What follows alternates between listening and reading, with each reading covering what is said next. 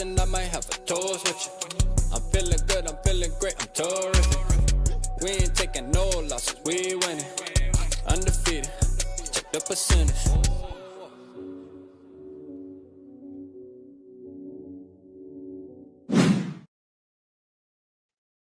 Ladies and gentlemen, man, tonight is a special night, man. Shout out my boy Norris real quick, man. I'm gonna tell you, I've been wanting to set this show up tonight, but Norris, he really forced the issue, man, and I'm glad. Let's go, man.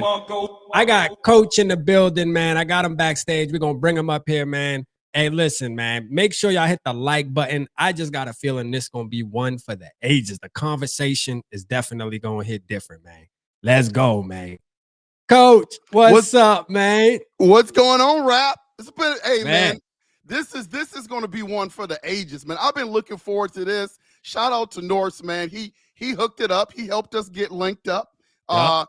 I'm just looking forward to it, man. Let's go. Let's go. Shout out to you, man. Hey, look, man, this been a long time coming. I'll say, man, real quick, part of this too, shout out to Norris, but part of it, I've reached out to Coach and Coach emailed me, man, and me being me, man, I'm bad at it, and I'm sure there's some people in the chat that can attest to this, man. Like, hey, you email Rap or you text Rap, man. Sometimes Rap go missing, man. He don't see it. I don't know. Maybe my ADHD. I don't know what's going on.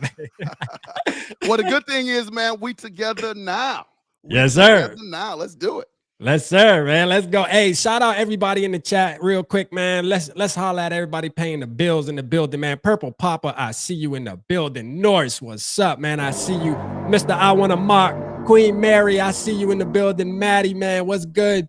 Shout out to you, Salif. What's up, man? Y'all make sure you hit the like button. Hit the like button so we can get our community up in the building tonight. We got to get them in the building tonight. Mike Sports Vibes, what's happening? Shout out to you, man. Blunt, I see you. What's good, man? Appreciate y'all tapping in, man. Let's go. And I know more people going to tap in for sure, man. Shout out Steve. Shout out Purple Diamond. I see you. Skywalker McCarthy. George Blunt, what's happening? Appreciate y'all, man. Let's go, man. Let's get it. Ricky, you know what I'm saying? All right, look, man, we really got a lot to get into, man. A ton. I feel like, having you on, Coach, man, listen, I'm going to tell you right now, I really got to say, I got a feeling that, I don't think I've been more excited, right, about any conversation, right, or at least about to have a conversation as I've been about the Vikings, right, about having you on tonight, man. And the reason why is this, man. First of all, your content over there, everybody, his channel is in the title. I do that on purpose so that you can just click the title and his name is in blue. You can go over there. Make sure you subscribe to Unconventional Playbook over there, man. Coach over there grinding every single day, man, dropping videos, talking about the Minnesota Vikings, but watching your content, and I think I stumbled across you maybe, I probably have to say roughly 6 months, maybe. I feel like maybe up in that area somewhere close. And I'm going to tell you, it's so easy to digest, man. And the way you break down what's going on, how you see things transpiring. You've been on the money, man. You've been on the money, cause man. What you got, man? You got something, you got a secret over there you got to let us know about, man. What's up? No, man. Listen, I watch a lot of Minnesota Vikings content, and some of it I agree with, some of it I don't agree with. But they just got about a year ago, man. I was just like, man, I'm hearing a lot of people that's trying to talk purple that really don't know the purple like that. So I was like, man, I got to get my own stuff. I got to get on board, see if I can really do this. I got inspired by people like yourself, man, watching your content. Your content is on fire. So I said, okay, man, let me get up and do something. And that's how Unconventional Playbook just kind of came to be. I got something for you, though, Rap. I was listening to your show last week. You had your guy on from the New York Giants. He's got like a New York Giants channel. And you guys were talking about your intro. And you was like, oh, man, I got to refresh the intro. Rap, don't touch that, man. That intro is fly.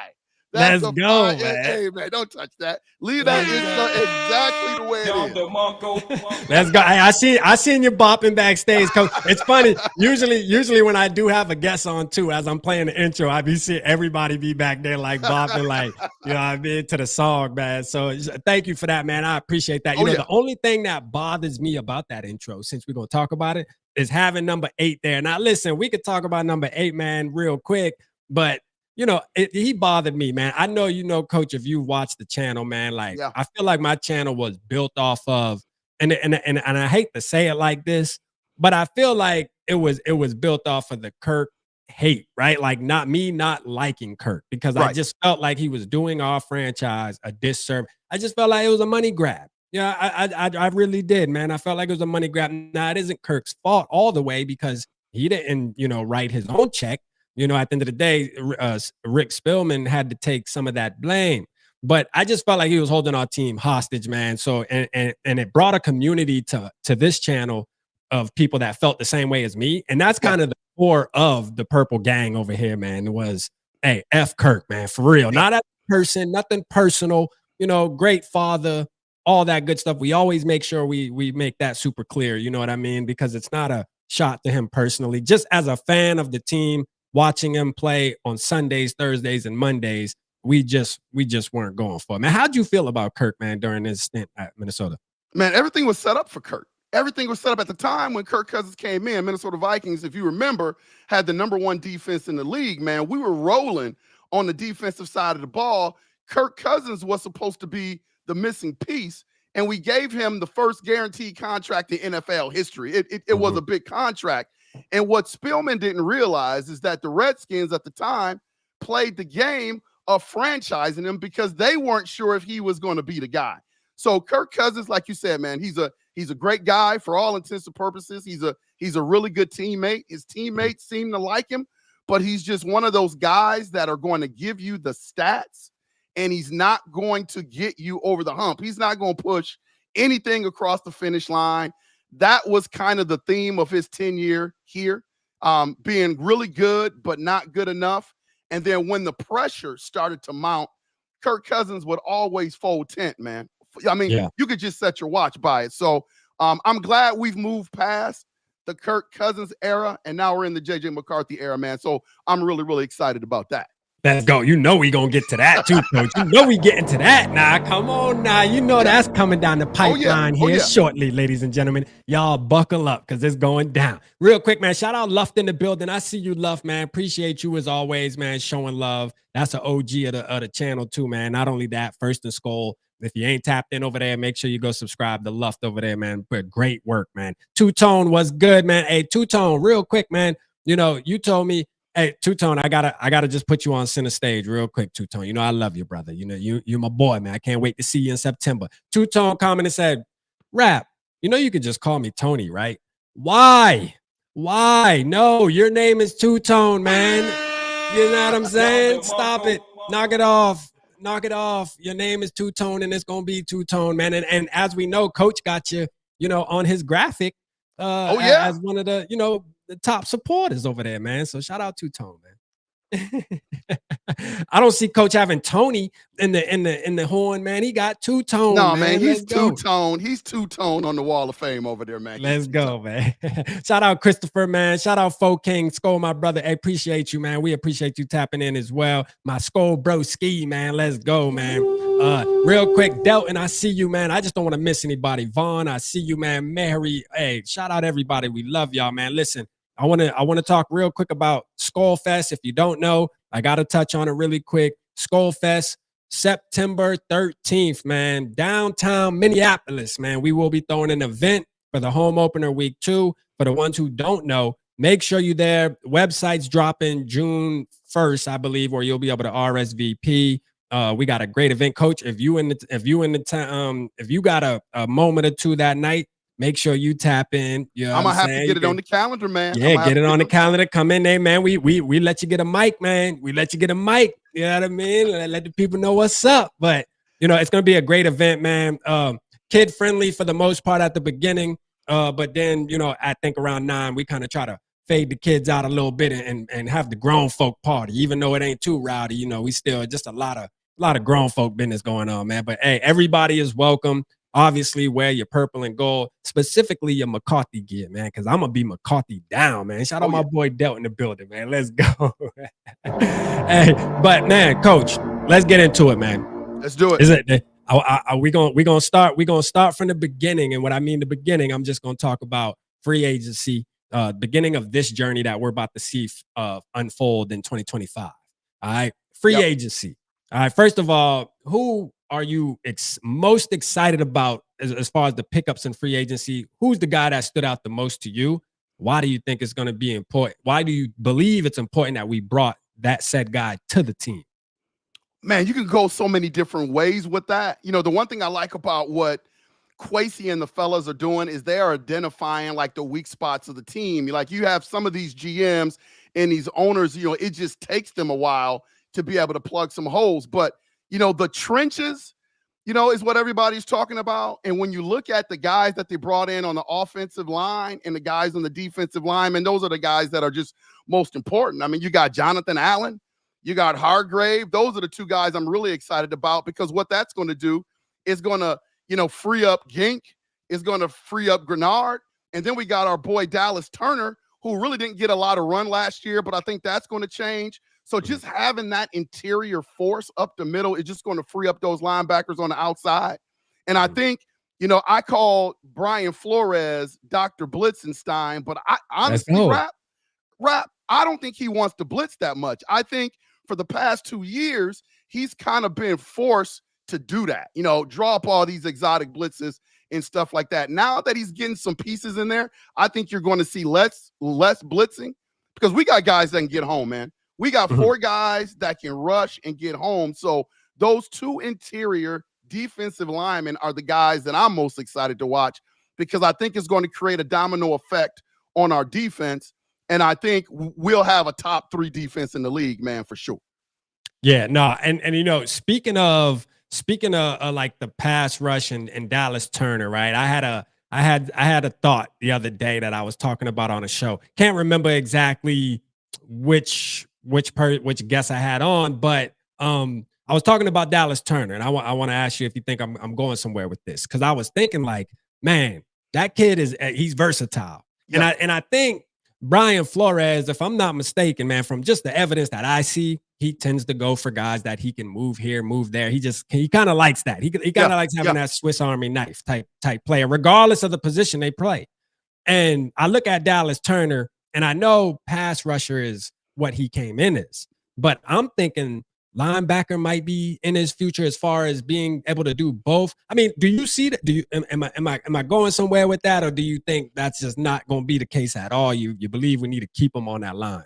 No, man, you're on point. I think Flores likes those guys with the versatility, and I can see him playing some linebacker. You know, I think the thing that really hurt him last year is he was playing behind 2 studs that were, you know, giving a lot of production to the Minnesota Vikings defense. So he just wasn't going to get that run. But I think you are 1,000% correct. I think the vision of Brian Flores is to be able to move him all over the place. And I think linebacker is definitely in his future for sure.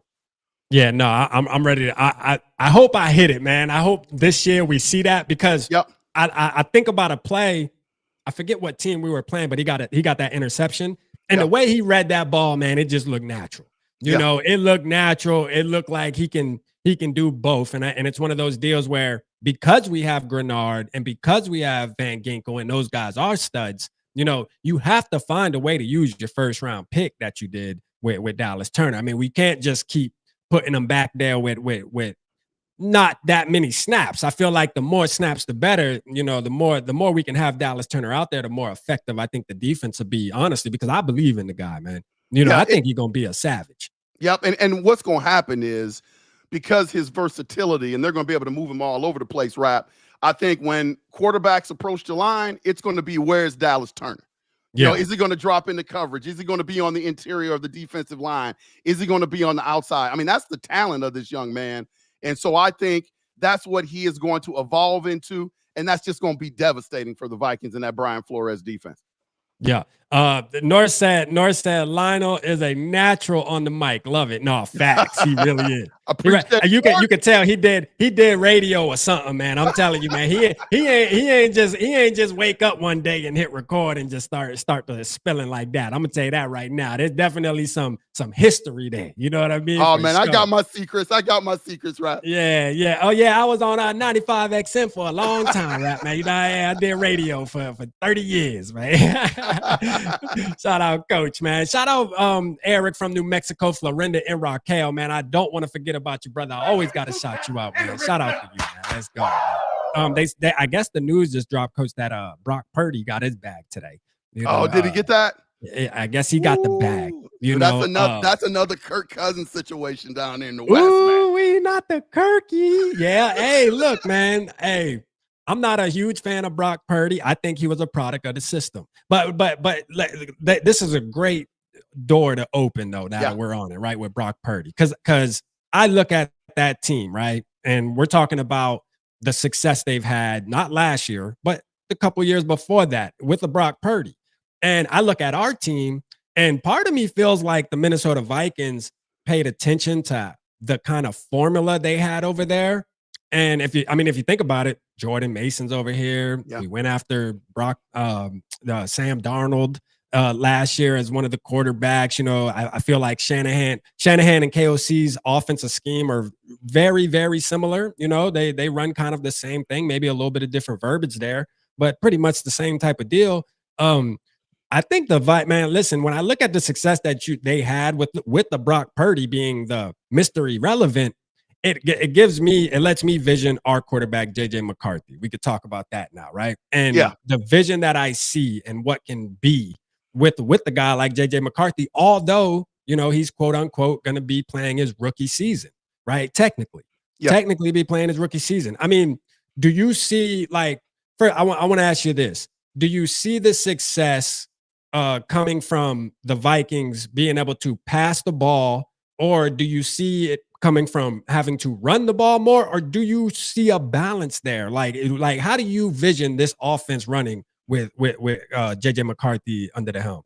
Well, I think KOC has sent a message already, man. I think this team is probably, since KOC has been here, they've been kind of 60-40 pass run. I think that's going to shrink a little bit. I think they'll still be, a team that passes the ball a lot, but I think they're going to run the ball more. I think they want to take that pressure off JJ McCarthy right away.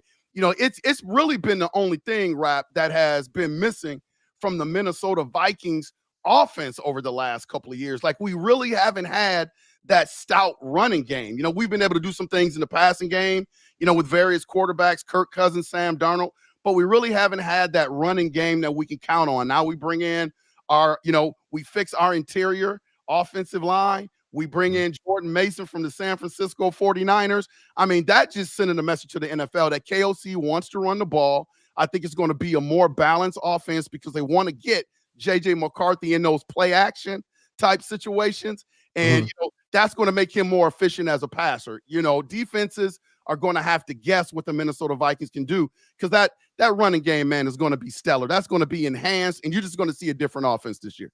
Yeah, no, I'm excited about it, man. Shout out Papa Gary in the building. Let's go, Papa Gary, man. Appreciate you tapping in as always, man. Love you, brother, man. I hope you're all right, for sure. Yeah, no, I feel the same way, man. I feel the same way. Like, I know, first of all, I feel like there has to be a balance. My concern is this, right? Kevin O'Connell, if you remember, Coach, he told us this last year too, though. Yeah. Right before, we going back to running the ball. We gonna run the ball. Now, maybe there wasn't as much incentive there just based off of the running back room, being that you had Aaron Jones, and then after that, it kind of was, you had your who do we bring back? Cam Akers, Ty Chandler. I mean, I feel like definitely our running back room definitely is a little better going into 2025. I think we can all agree with that, adding a guy like Jordan Mason. But I do have some concerns about, it's the nature of KOC. He's probably going to have somebody slap him in the back of the head, not literally, but just say, man, hey, look, man, hey, you passed a lot the past couple series. We might want to go back to the run game, because it's his nature to be, he's a pass first coach, man. I think that's obvious. He takes pride in his passing schemes and stuff like that. And then you got a guy like Justin Jefferson. I want to talk about this, right? We signed Justin Jefferson to, 30, what did we give him? 35 million, 36 million, up in that range. Yep. Why, if you're gonna just change the identity of your team, which I'm not against running the football, by the way. You're right. I love a team. I've been wanting a running back for a minute, man. Ever since we got rid of Dalvin Cook, man, I miss the Dalvin Cook days, man. One of my favorite Vikings running back, other than the obvious, right? Oh yeah. But I mean, look, man, I just think when you sign a guy like Justin Jefferson, you still got to figure out how to get him involved or keep him involved as much as you have been even in the past with a guy like Kirk Cousins and stuff like that. Do you think JJ can do that though? JJ McCarthy, do you think he has the ability to be able to get Justin Jefferson his 1,400 yards? I think the verdict, touchdowns? I think the verdict is still out, man. I think for this year, I think you're going to see the biggest change in the Minnesota Vikings offense. And here's why I think that. I think JJ McCarthy is the shiny new toy. And I think they're going to protect him at all costs, Rap. And I think that, that's why they're going to focus on the running game.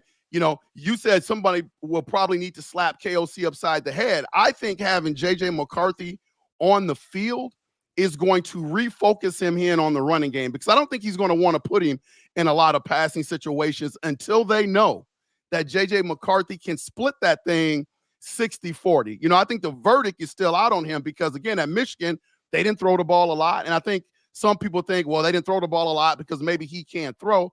I think that's the furthest thing from the truth. That was just their philosophy and their style of play.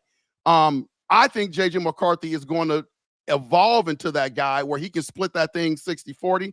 But I think for this first year, maybe make the first 8 games, they're going to really evaluate that thing out, see what JJ McCarthy is all about, keep looking at him and see if he can throw the football consistently. But I think they're going to be pretty 50-50, run heavy, at least to start this season. Yeah, no, and I can't wait. What was exciting about JJ McCarthy coming out of college, was the needed downs. That's what he was, that's what he was boosted up for. It was boosted up because he had the highest completion percentage on 3rd and longs. The downs you need, which are the most important downs in NFL football. That's you're gonna live and die by that, right? Yep. And that's where that's his expertise. And I trust, even if you run, you need a 3rd and 6, a 3rd and 7. I trust JJ McCarthy to make the right decision. The decision making is what stuck out on film with JJ McCarthy in college. Like you said, Michigan, me being a Michigan fan, that's just the way they played football. Yeah. But that doesn't mean that you could have put any quarterback back there and they would have won a national championship. Like, I'm not going to live on it. Now, there's probably other guys that would have, but I'm going to say JJ definitely played a part in that success. A lot of people, will try to say that JJ had nothing to do with the national championship, and it's just, he was just there, what I mean? He just handed the ball off. But I mean, look, man, JJ McCarthy was efficient, man, and it showed on film, man. And when you watch it, those gotta have it games, those big playoff games, man, he showed up and showed out, man. Not only that, the personality.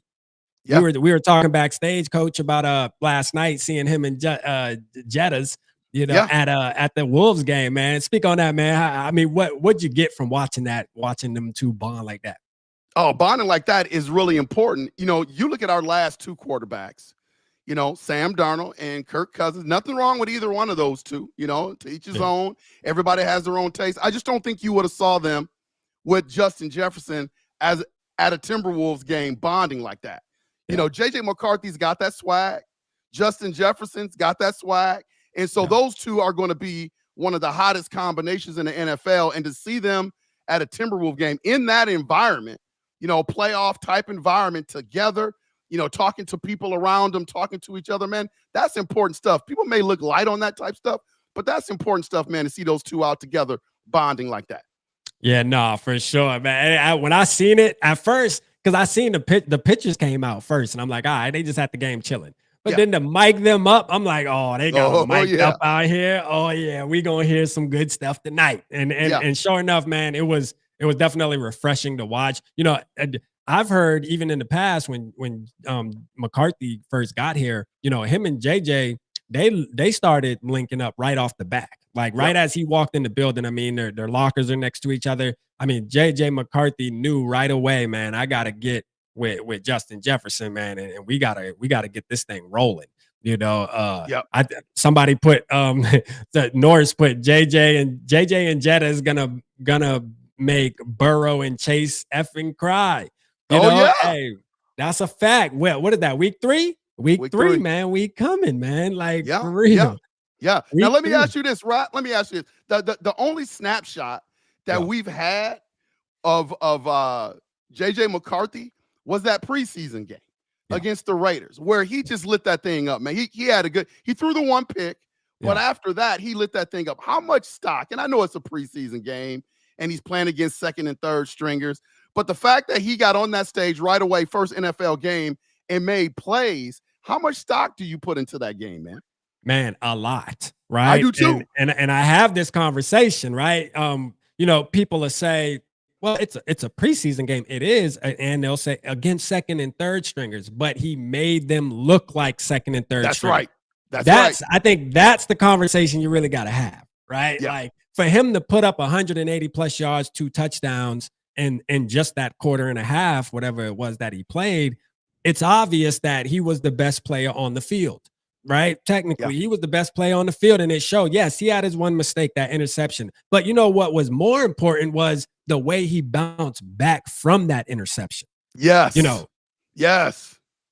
Being a young quarterback, you go out there, first drive, you throw a pick like that can crush you if you're not mentally. That's why I always said too with JJ McCarthy, his mental is what really, his mentality is what really drew me into him too, because it's not just the physical ability. It's just the way that he's just even keel. He's ready to take on the bright lights, whatever the pressure. That's what makes me excited about him too. And that showed in that preseason game. It made me see, okay, that's what I was seeing the whole time in college. And now I see it at the next level, right? Yep. I put a ton of stock in that game, Coach. I'm going to tell you right now, because another thing too to touch on, you saw how comfortable he was moving around in the pocket. Hey, that was enough showcasing where he made almost every single throw, from the bombs to the slants to the out routes, and he hit all of them on the money. At the third downs, gotta have it. He showed he did that during that preseason game. I mean, everything you wanted to see in your quarterback, mind you, it was a preseason game. You saw it from your rookie quarterback out there. Yep. And I've always said about NFL quarterbacks, it's not all about the physical attributes, man, of the game. It's about what's upstairs, the mental part of the game. And like you said, I'm glad you brought that up. He threw a pick in that game. Most quarterbacks, especially when you're a rookie trying to make the team, knowing the pressure that you got on your shoulders, to be able to come back from that and just make every throw that you can make in the game. I mean, some of those throws, man, if you go back and watch the highlights, man, they were layered throws. He had to throw them over the linebacker, in between the safety, over the top. And that ball was there, man. So for me, this is why this kid has this winning mentality. He's won a championship at every level. And there's no doubt in my mind, Rap, eventually this is going to be the quarterback that's going to win us a Super Bowl, man. Hey, let's go, man. Shout out, Coach. He said it. He said it. Super Bowl. Let's go, man. No, and you know what? We align. That's why the thumbnail, man, it says great minds think alike, because see, I knew Coach felt the way he felt about JJ McCarthy. You know what I mean? I know he talks about it. At the end of the day, like you said earlier, the verdict, the jury's still out on this too, though, man. We gotta see, because we could get on here and eat our words. There's no guarantee, right. But just as a fan, right, and using the evidence we have, and part of that's college, and then obviously the preseason game. Like you said, it's not a lot, but it's something. And I think there was enough there where you can kind of see what Kevin O'Connell, Kwesi, you can kind of see what they saw in JJ McCarthy, man, and why they're putting all their stock into him right now to be QB1. I mean, think about this. You had Sam Darnold. This is unheard of, where you got a quarterback that had the type of season that Sam Darnold had. He's not expensive. He's still super young, and you let him walk out the door. Because technically, if the Vikings would have sat Sam Darnold down and said, you know what? I know we drafted a quarterback last year in JJ McCarthy, but you know what? He's 22 years old, just turned 22. Hey, that kid can sit another 2-3 years if we need be. Man, we need you. You gonna be the now and then until, right? So sign this paper, man, because 14 games, that's not easy to do in the NFL, especially playing the way you played, right? So, I mean, look, man, it just shows you that the Minnesota Vikings are committed to JJ McCarthy. They've been committed to him, and they stick to the plan. I think that's what has me excited, is Kwesi, Kevin O'Connell sticking to the plan, Coach. That's what I wanted to see from the team. Don't just because a quarterback like Sam Darnold comes in and wins 14 games, don't veer off your vision. Right. And not only that, and please excuse me for saying the A word on your show, but they Oh, also sent Aaron Rodgers. oh man. You're talking about a future Hall of Famer. So you get rid of a quarterback that went 14-4, and then you have an opportunity to bring in a first ballot Hall of Famer, and you say no to that as well. That speaks volumes about JJ McCarthy and the confidence that the Minnesota Vikings coaching staff, the general manager, the ownership has in JJ McCarthy. It just speaks volumes, man.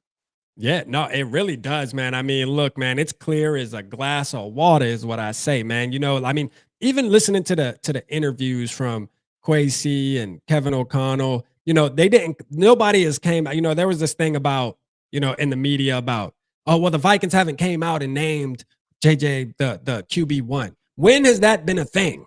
Never been a thing. It's never been a thing. Never So been a why thing. does it have to be a thing now that our quarterback is named JJ McCarthy? Why is that a thing? And there's no coach that goes on interviews and says, and especially in May and April and March, and says, yeah, this is QB1 on my team. You don't listen, some things just don't have to be explained. And I think this is one of those cases.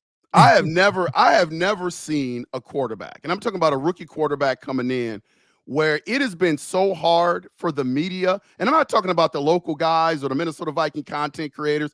I'm talking about the national media to latch on to a guy like JJ McCarthy. I mean, every step through his progress, there's always been something. Oh, this is going to be Sam Darnold's team. And then even when the Vikings were on their winning streak last year and playing pretty well, you had people like Rex Ryan banging on the table saying the Minnesota Vikings should re-sign Sam Darnold. And, then you had the whole Aaron Rodgers thing. It's like, for this guy to get to be QB1, there's always seems to be some sort of obstacle. I have never heard coaches come out and say, hey, this guy is going to be QB1 unless there's some sort of, known quarterback competition in training camp. And that's just not the case here in Eagan.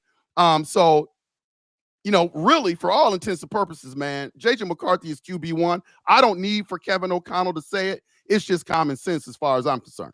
Hey, 100% agree with that once again, man. And it's funny, the flyer that the NFL released for I think it was week 16, maybe when we play the Seahawks. I forget what week it is exactly, but JJ McCarthy's on the fly. He's on the flyer. Him and Sam Darnold. You're like even the NFL, it's almost like the coach had to turn in the paper, like, hey, let us know which players we allowed to put on the graphic. You know what I mean? Because we plan on putting JJ McCarthy. Now, why would they do that if they were gonna, had plans on going somewhere else in some other direction, right? So some things, like I say, they just obvious, man. They in front of your face, and I couldn't be more excited, man.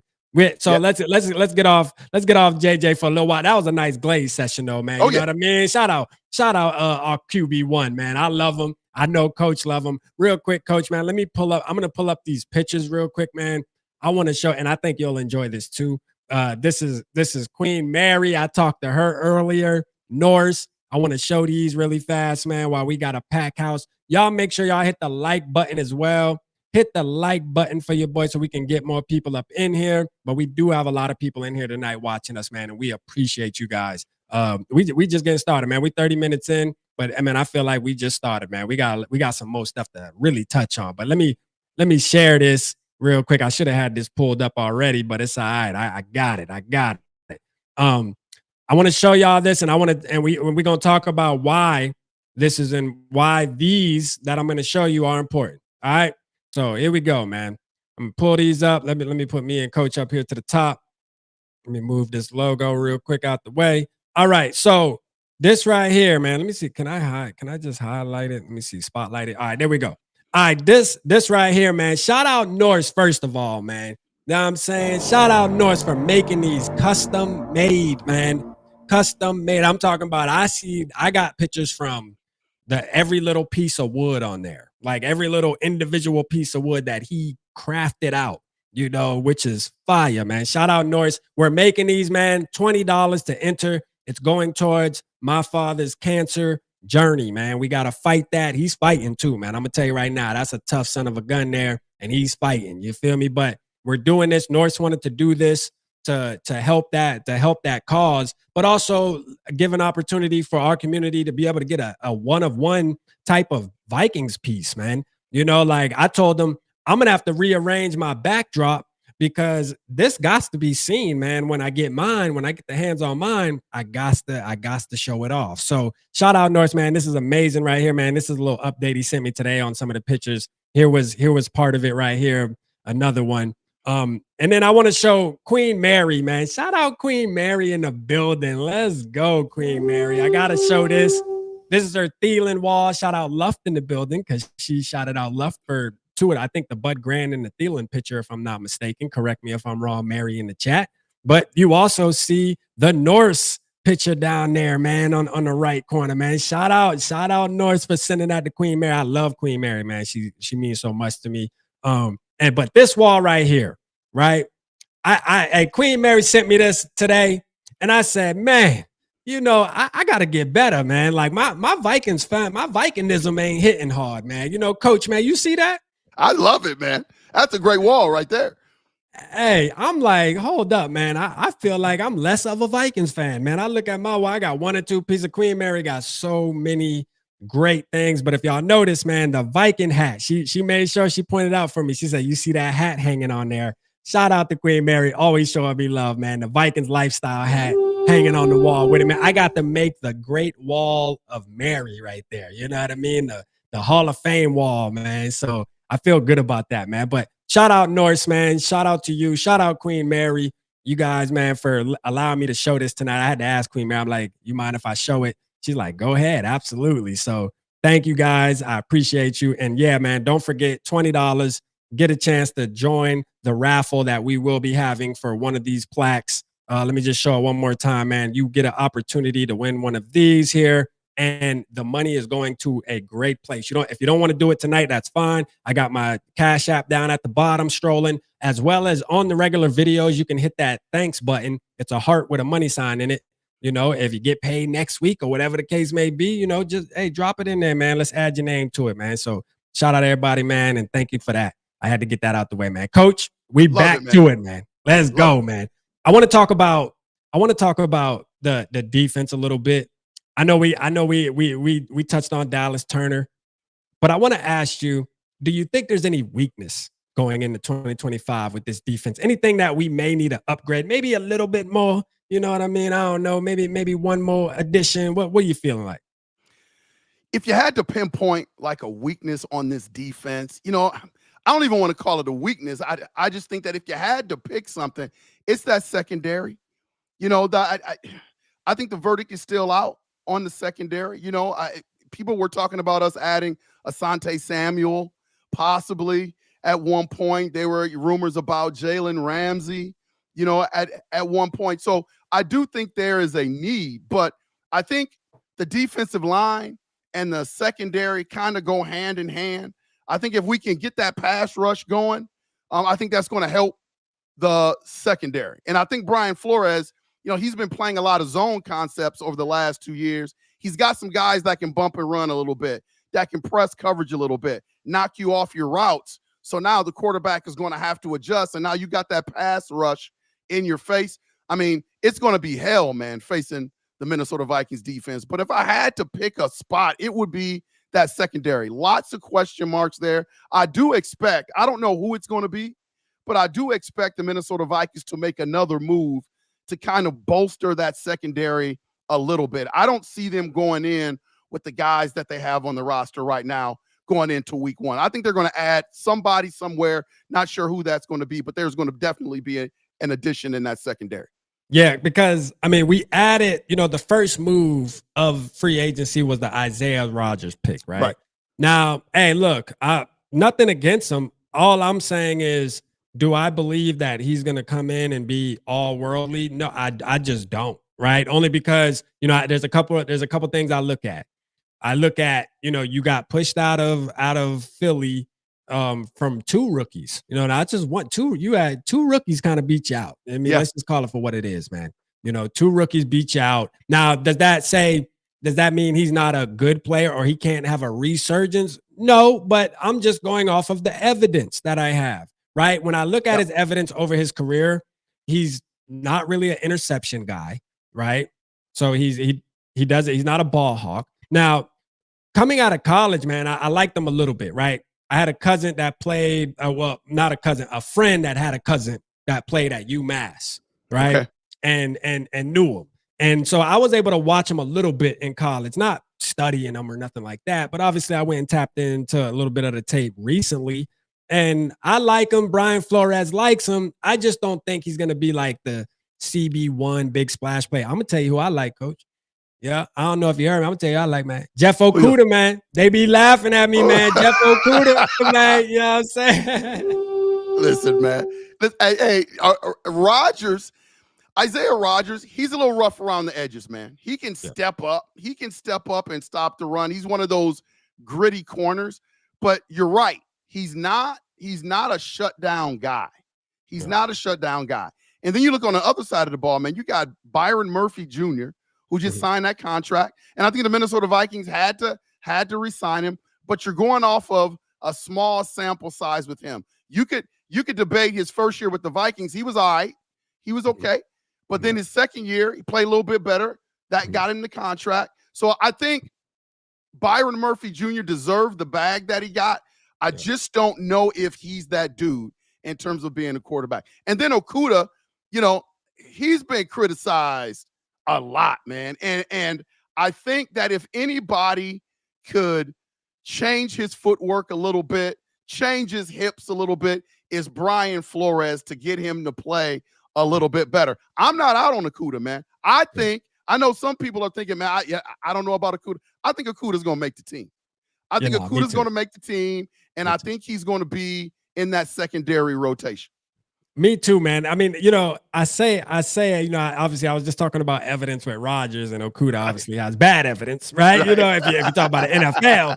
But man, it's just hard for me to, even being a Michigan fan, it's hard for me to forget how that kid played in college, man. The cornerback position, yo. Yeah. You know what I mean? Like, it's different if it's like wide receiver or something, man. Like, I love grading cornerbacks, man. That's one of my favorite positions to try to like go out and scout and get right. So I take pride in it. And I'm gonna tell you, man, Okudah has all the tools that you need, man.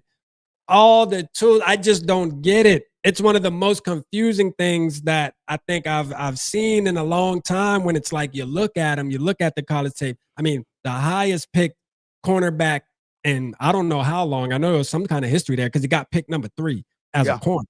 Yeah. So it's one of those deals where it's like, man, like, can we get that, just a little bit of that Okudah, man, that dog that you had at Ohio State? If we can just get a little bit of that, man, that guy'd be dangerous. Yeah, man. Yeah, this is the great thing about this show, because you're a Michigan guy. I grew up in Ohio, so I'm a big Ohio State guy. We don't won the last 2 national championships, man. And listen, I see this situation being no different than the whole Sam Darnold thing, man. Sometimes it's all about environment. Sometimes it's all about coaching.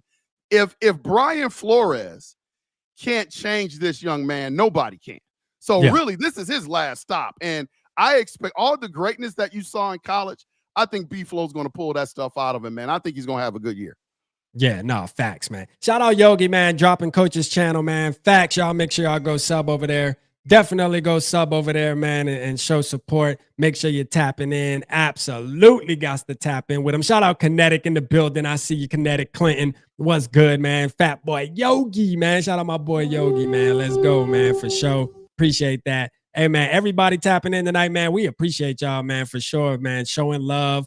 Thibodeau, I see you. While we got Coach in the building, Angelo, I see you. Shout out to you, man. Everybody hit them like buttons, man. Let's get it, man. We need people in the building, man. This has been a great show so far, and it's turning out exactly how I knew it would, man. This is a great combination we got going on right here, man.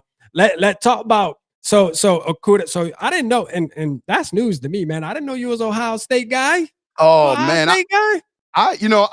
I grew up in this little suburb, man, called Warrensville Heights, but I say I'm from Cleveland. It's about 5 minutes outside of Cleveland. My dad and I used to go to all the Ohio State games, especially the Ohio State-Michigan games growing up. So I've always had an affinity for the Buckeyes, man.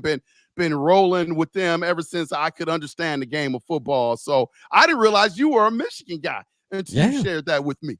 Yeah, hey, there we go. So, hey, look, man. Hey, look. And you know what?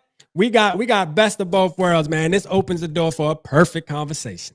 Let's go ahead and get to it. Let's talk about the NFL draft. Let's talk about that first pick, man. Your boy. You know, hey, coming from Ohio State. All right, now I'll say this.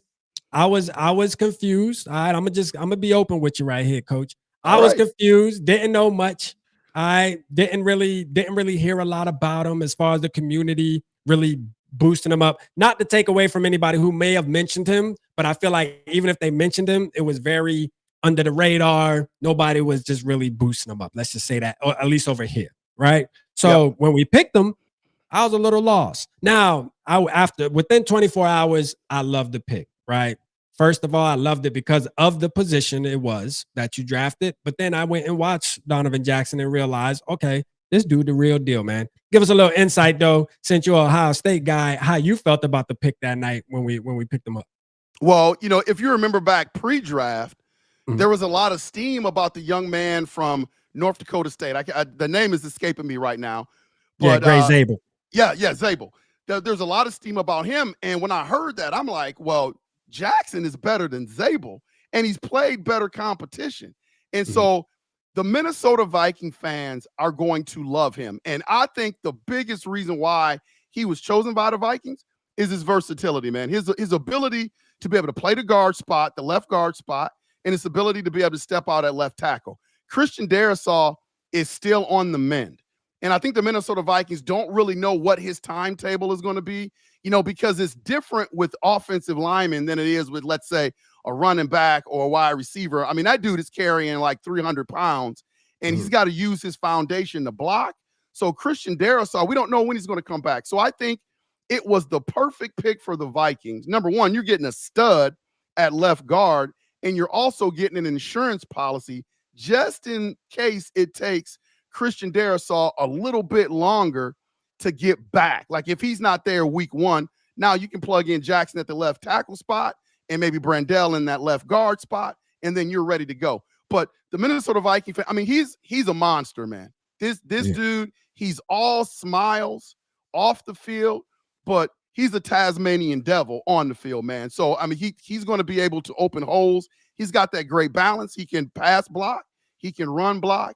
I mean, it's a great addition to that offensive line. He's going to make that offensive line better. Yeah. And you, I mean, so right now, based off of what you're saying, hey, instant starter, right? Like we can expect Jackson. He's going to be out there week one. Week one, he's going to be out there. No doubt. No doubt. He'd be out there whether it's now, do you believe they would jeopardize putting him? Let me ask you this. Let's say, you know, Christian Darrisaw isn't ready. Do you see some type of situation where they may put Jackson at tackle right off the back in the NFL, or maybe move Brandell or whatever other option we may have and let him start in the NFL as a guard, and then maybe down the line if you need him to step into tackle, do that? Because it might not to take away from his skills and being versatile. I don't know if, in my opinion, I don't know if you would want to throw him out at left tackle in the NFL right away, week one, if Darrisaw isn't ready. Maybe because he is a natural guard, I would probably put him at guard. But what do you see the vision? Let's just say Darrisaw isn't ready. How would you see them operating that? Yeah, you know, I think that if it was a veteran quarterback back there, I think your mindset is a little different. You know, I called J.J. McCarthy like the shiny new toy for the Minnesota Vikings. So I think they're going to want to protect him at all costs. I think you make a great point. I don't know if you put him at left tackle because he's going to be going up against the best defensive ends in the game. I don't know if Jackson is going to be ready for that week one. I think there's a lot of different ways the Minnesota Vikings can go with that. Do you move O'Neal over to left tackle if it's going to be a short stint because he has that experience and he's versatile enough to do that? That way you don't have to put Jackson at that spot. I don't see them right away, week one, putting Jackson at that left tackle spot, only because I think they want to be sure that they can protect J.J. McCarthy. Now, training camp is a whole different story, man. If Jackson shows, you know, some aptitude in being able to play that spot and they feel secure that he can protect JJ's blind side, I think they put him there. But I think you're right. That inexperience, that wouldn't be my vision for him week 1 for sure. Yeah, because that's tough, man. Like you said, playing at especially the left tackle for the most part, because that's quarterback's blind side. That's the blind side. So that right there, man. You got to make sure you got a dog there. You got to get that position right. Yep. And as a rookie, not saying that a year, 2 years down the line, he wouldn't be maybe possibly an elite tackle and guard, both. I mean, he could be both. But just year one, I don't know if I would risk it. I don't think it would be worth it, because all it would take is for him to give up 2 or 3, 4 sacks, and then you already know how the Vikings fan base gonna do it, man. They're gonna try to put him in the blender, And an offensive lineman, man, to me, you don't usually get a Darrisaw that just come right out the gate and just kind of dominates. I always look at offensive linemen different. I always try to give them grace, because I feel like offensive linemen, they don't really flourish. To me, it takes about 3 years. Yeah. It takes about 3-4 years of them playing before they turn into like the Pro Bowler and all that good stuff and all pros.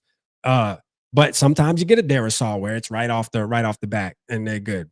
I think if we keep Donovan Jackson at left guard, he could be that next Christian Darrisaw type of deal. Who's your left tackle? Yeah.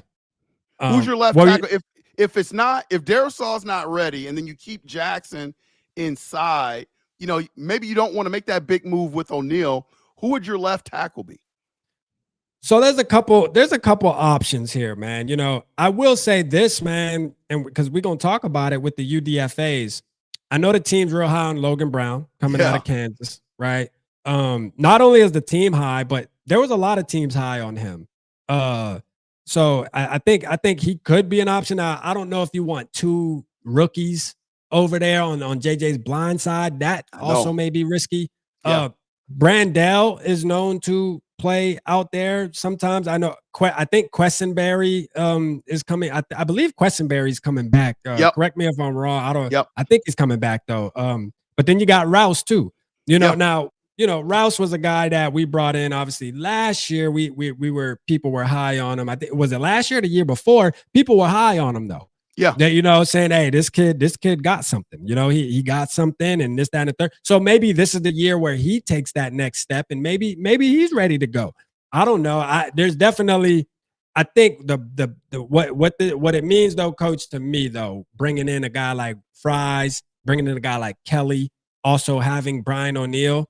You have so much experience there to where I think the Vikings can figure it out. If they got to move some chips around, temporarily while Darrisaw's out, I think there's enough there to hold it down to where it doesn't look not like back in the day when Mike Zimmer them used to play musical chairs with the offensive line.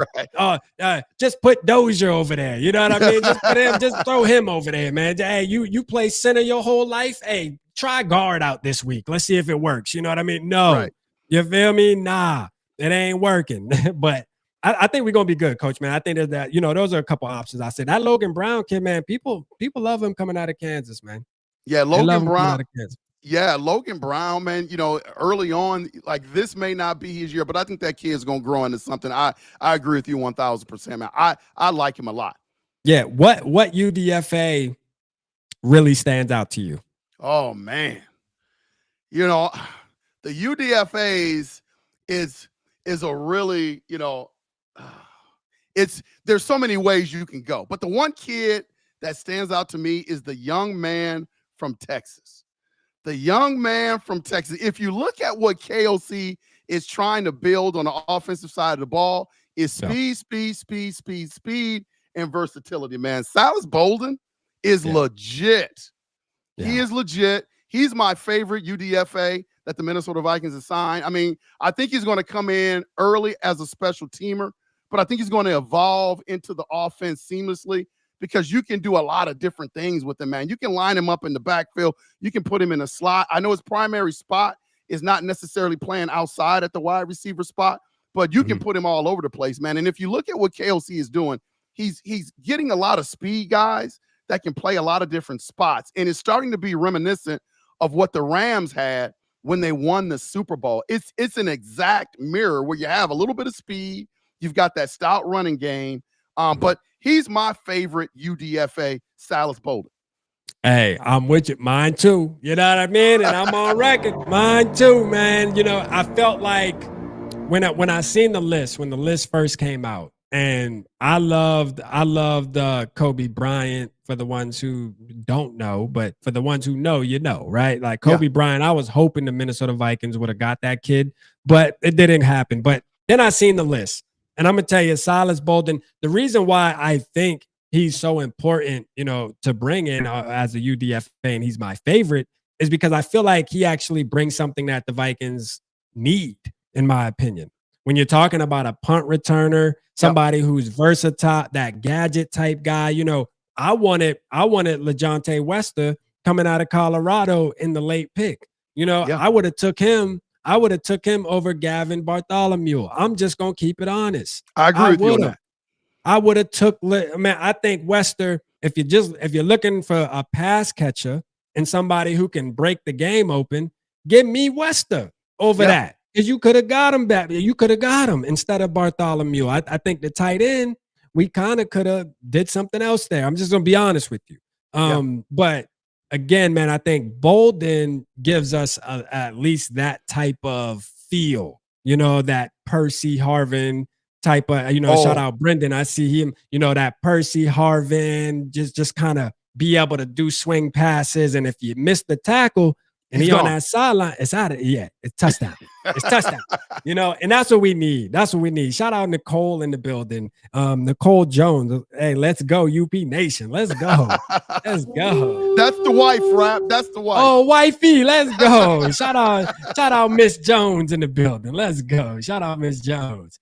But yeah, you know, hey, so we 100% in agreement with that. I just think he brings a lot of value. I think he's somebody we need. Now, I will say my other one, coach, man, that I really love though, is Tommy Hill, man.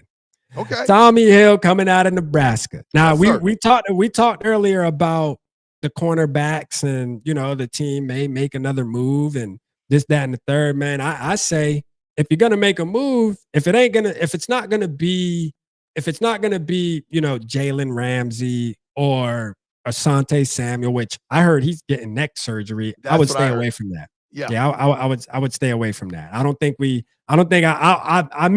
personally wouldn't mess with it. I mean, we kind of went through that same thing with what's the guy we drafted in the first round, Mike Hughes.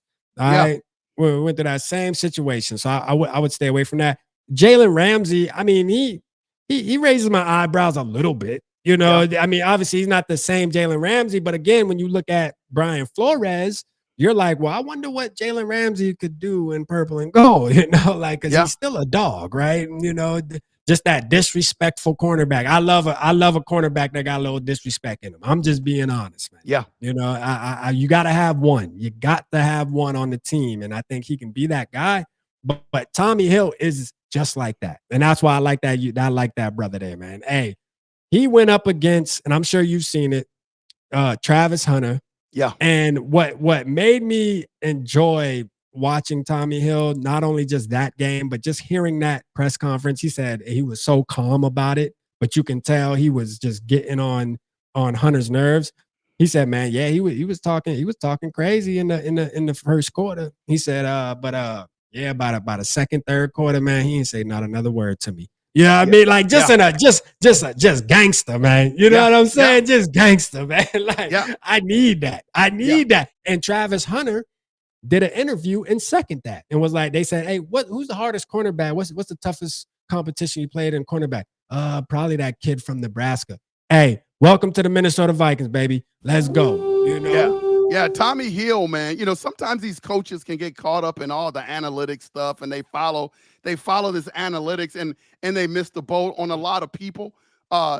Tommy Hill should have been a draft pick. Like the fact that he's a UDFA is kind of disrespectful. This dude, he's got that dog rap, and sometimes you've got to draft players that just have that dog in them. He's got all the physical abilities. And and like you said, he went toe-to-toe with the best wide receiver in the game last year. So I'm glad other teams lost is the Minnesota Vikings game. I love Hill. I love Hill. I'm gonna give you another name. I like the Kobe King kid. Let's from Penn go. State. Me too. Yeah. I like, dude, he's a thumper. He's a Yeah. thumper. You know, they say he's not the best in coverage, but he'll get that under Brian Flores, man. But you talking about a dude that can get downhill and thump, man. I like the Kobe King guy, man, all day long. And yeah, no, I love Kobe King too. You know, he I look at him, honestly, I think he's gonna be replacing our boy Brian Asamoah. Yes. I think Brian Asamoah, you know, I know there's some fans that still love him, but I think he has an uphill battle going into camp this year. I just do. Like, I wouldn't be surprised if Kobe King comes in and takes over that role. Special teams, maybe gets his way into the rotation some way, somehow. You know, I don't know if you know, Coach, man, but I was a big advocate for Ivan Pace Jr. I started Pace Gang. You know what I mean? That's me, man. I started that, you know, because like Ivan Pace was somebody I was, you know, during the draft process, I wanted them to draft him. I wanted them to draft him in the third round. I felt like he was a third round quarterback. You know what I mean? I thought he was a third round linebacker. I'm sorry, but you know, I was like, man, let's get him, right? And obviously we didn't do that, but we still got him, and it showed that he's a baller, man. Now there may be things, you know, I want to hear your take on it too, on Ivan Pace, and what do you think about him, and do you think it's sustainable to keep him as a starter, or do you believe maybe a Kobe King? I know Norris is saying he'll apply pressure on Pace. Do you feel that way? Do you feel like Ivan Pace's job is at jeopardy with Kobe King getting added to the roster, or how you feel about that? No, I don't think Pace's job is in jeopardy, but you know, King is definitely someone that you're going to have to look over your shoulder at. I think the knock on Pace is that he's really not good in coverage, you know, in pass coverage, and that's part of B-Flow's defense, but he gets downhill really well. He can tackle really well. And I think the knock on him coming out of college, I think you're right. He should have been a draft pick. He should have been like that mid-round 3 to 5, you know, range. He's just undersized. And I think people look at him as being kind of a smaller type linebacker, but the guy can go. I don't think his job is in jeopardy this year because of the experience that he brings to the Vikings, his ability to be able to play make. I think B-Flow is really comfortable with him. So, you know, right now they can interchange him out. Like, he's not that every down type linebacker. You know, when they need a better pass coverage in there, I think they may sub him out. But no, I don't think his job is in jeopardy at all this year. Yeah. No, I'm excited. I'm excited about Kobe King though, man. I think that was a sneaky pickup at the back end of the draft. Especially going into the draft with, we know, not a lot of capital, man. We went in with 4 picks. I think they were saying something about it's up there as one of the going in with the least amount from a lot of teams in a long time. Let's just say that, you know. So we went in empty-handed pretty much into this draft, which as a Vikings fan wasn't exciting. But then again, you look at it like you just hope that the Vikings first did their homework, which the first pick, I feel like they did a ton of homework, and it fits. I think it fits the bill. I really do. Now let's get to Ty Felton. All right. Cool. Now, Coach, when we picked Ty Felton, I was a little confused on that one. And somewhat still am. Even a little bit, even though I like the player, I'm still somewhat a little bit still kind of like, what was the reasoning behind it? Don't really get the intention behind it. Not to say that he's not a good player or he's not going to be a good player, but I look at I never felt like our wide receivers have been an issue on this football team. I just don't. I mean, when you just paid, you know, a wide receiver and Justin Jefferson $35 million, I don't want to hear about he need help. All right. Right. You don't pay a guy $40 million and then say, I got to also get him help. The help is the $40 million. You know what I mean? That is the help. What is you talking about here?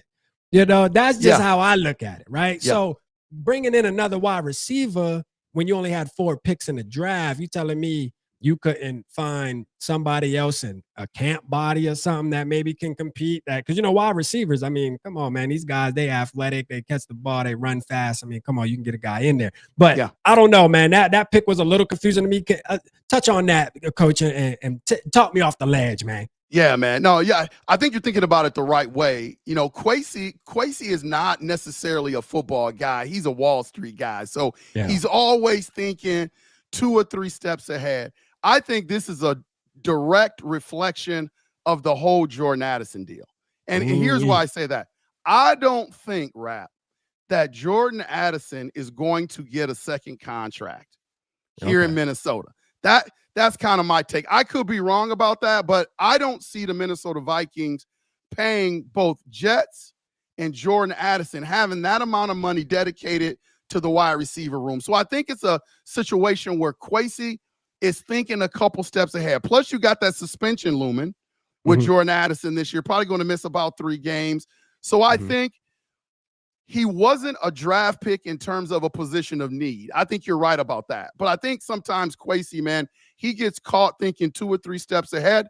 And I think that draft pick really reflected on what they think about Jordan Addison going forward. I think Jordan Addison is a hell of a number 2 wide receiver, but he's had some off the field issues.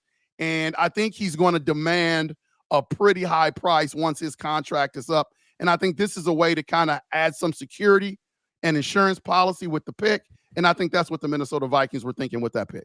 Okay. No, hey, that makes sense. And there's been people that have said the same thing, like, hey, man, I think Jordan Addison out the door. He's out the door.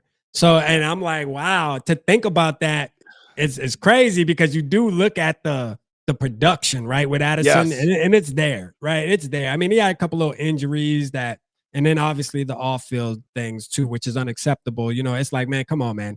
You making millions of millions. Why are you driving? Why are you falling asleep? I forget what happened in LA, man. But, hopefully the kid learned from it, man. But, I mean, you making too much money to be making those boneheaded mistakes, and you're costing the team.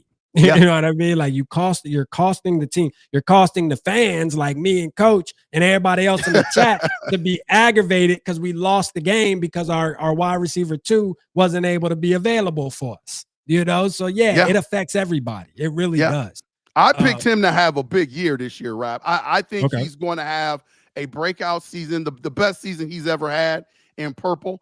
But with that comes, a price tag. And I think because he's going to have such a good season, he's going to demand a pretty high price once his rookie contract is up. It would be ideal if we would have been able to get something for him. Now, I know there were rumblings, and maybe they were slight rumblings, but they were there about maybe possibly shopping Addison, right? Especially during the draft process. Like, hey, man, hey, Jets, you need another wide receiver, whoever. Y'all need another wide receiver. We got one. The Bills, I think the Bills were a name that was floating around. Which him and Josh Allen, hey, I would low key be upset, man, seeing Addison go to at least the first year, just because I know if he gets with the right quarterback, he gonna be an issue, man. He really is. He gonna be a problem, man. Just don't trade him nowhere in the NFC North. I'm gonna just tell you that, man. Don't do that, Kwesi. You know what I mean? Don't do that. You better than that, brother. But I get that, and I like that. I like the idea you have there and I agree that maybe that is the reason.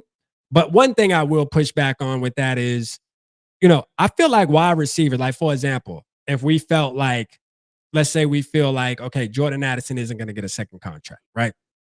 Why not draft a quarterback next year, right? Like, a wide receiver. Why not draft a wide receiver next year, right? Because you got these wide receivers, man, entering every single draft is going to have 3 to 4 wide receivers that you can possibly come right in and they're going to make an impact right away. Right. Usually the drafts usually got at least 2 or 3 at least, right, of those guys. And if you were to go into this season and you're having success, the defense is boosted up, it's no issue to spend another first round pick on another wide receiver coming out this year. Because I'm sure when college football starts, somebody, man, they're going to be a couple wide receivers that going to be on that kid from Ohio State, man, speaking of Jokic, man, like, that's right. Why not? Give me him. Yeah. I think you're right about that, man. The timing of it was kind of strange. I like your idea in terms of waiting a year to draft a wide receiver. I don't know why the Minnesota Vikings did it, but it's going to be interesting to see how it plays out, right? It will. And again, man, this is nothing personal against Ty Felton. From after watching him, I will say the kicking ball. He's fast. Hey, when he gets the ball in his hands, he's another one, man. You miss a tackle on him, man. He's bound to take it. You know, he's bound to take it up the field and put 7 on the board. So I'm excited to see how they utilize him. Because I think he has a little bit of experience in punt returning too, if I'm not mistaken, man. I think I've seen some kind of punt return history there. So that's another plus too, man. So shout out to that pick, man. You know, hey, so all around, coach, what did you grade the draft? I think with what the Minnesota Vikings had to deal with, I mean, they only had 4 picks initially to start. You know, they end up getting 5 picks, and then they end up getting their quarterback out of that. I can't necessarily grade it an A, but I thought they maximized what they had to do. I thought they filled some holes. So I give the Minnesota Vikings like a B for their draft. I think it's a little bit better than the average draft. I like the moves that they made. Could it have been better? Absolutely. But I don't see it being any lower than a B grade for me, in my opinion. Okay. All right. Shout out to Evil, man, being a member for 23 months. Shout out to Evil. Let's go. Get a Ric Flair, man. Let's go. Let's go. Queen Mary said, Coach, how many years have you been a Vikings fan? Man, I have been a Vikings fan since 1991 when I moved up to Minnesota from Cleveland, Ohio. So that's been a long. The Vikings fan, man, I done been through it. When I believe when I first became a Viking fan, McMahon was the quarterback. That was the first Minnesota quarterback, and then Warren Moon came in after that. Oh, so man. It's been a while. Yeah. No, he knee deep in the Vikingism. You know what I mean? Like, yeah, he definitely there. You know, and I'm glad too. I was telling him backstage, Chad. I was telling him, I'm like, you know, I'm glad you part of the Vikings community for a show, and you a Vikings fan, and you didn't pick another team. You know what I mean? For sure. So shout out, coach, in the building. And I want to talk about let's just real quick, man. Let's get to the schedule, man. The schedule drop, coach. You know, I should have. Hold on. You know what? Let me do this real quick to make it a little easier. Let me send this real fast so we can pull it up. I'll use this one. Let's use their little tattooed one. Why not? The tattoo schedule. The tattoo schedule. Let's do it. All right, boom. Let me send that over to myself real quick in my email. Let me pull this up. The schedule drop. First of all, how'd you feel about the schedule release video this year? You think the Vikings social media team did their thing or what? Oh man, they did their thing, man. I liked a lot of creativity in that. I said on my channel, man, how genius the NFL is, man, because they've got people waiting on pins and needles for these schedule, highlight films, the schedule to drop, people talking about it. It's genius marketing, man. But I thought the Minnesota Vikings creative staff did their job. Yeah, because you want to know one of the main reasons why too is because teams they tend to bust shots in some of those videos too. Yeah. You know, there's been times where teams are busting shots at their rivals and stuff in those videos. So everybody's excited to see them and grade them. And yeah, it's just one of those deals where I like this one. I'm trying to remember last year's. I can't really remember. Part of me feels like there was some Roblox thing, or there was a team that used Roblox theme and dissed us. I think I saw, but I don't remember last year's at all. Yeah. I can't remember it. But this year, man, the tattoo thing, my wife was a big fan of it. She's a huge fan of she loves those I think that style of tattoo is called Old American or something, man. Okay. But she's a huge fan of it. But let's do this. Let's pull it up, coach, here, man. Hold on, let me do it like this here. All right. So can you see that, coach? Or do I need to pull it up? No, I'm good. All right, there we go. Let's do that. All right. So week 1. All right. We'll run through this. We'll run through this real quick. I just kind of want to get your thoughts. You know, way too early predictions is what we can call it. But week 1, JJ McCarthy, QB1, going into Soldier Field to play the Chicago Bears. Yeah. What's your vision? What do you see? JJ has already shown you that nothing really seems to bother him. Like, you would think he would come into that game, Monday Night Football, Soldier Field, hostile environment, division rival. You would think he would be a little bit jittery, maybe a little bit nervous that game. Yeah. I don't see that. I think the Minnesota Vikings are a better team, although the Chicago Bears are much improved. You know, they got Caleb Williams. I don't know whether he wants to play for the Vikings or the Bears, but you know, the team is going to be improved. I see the Vikings starting off the season the right way with J.J. McCarthy playing a really, really good game. I think the Minnesota Vikings win week 1.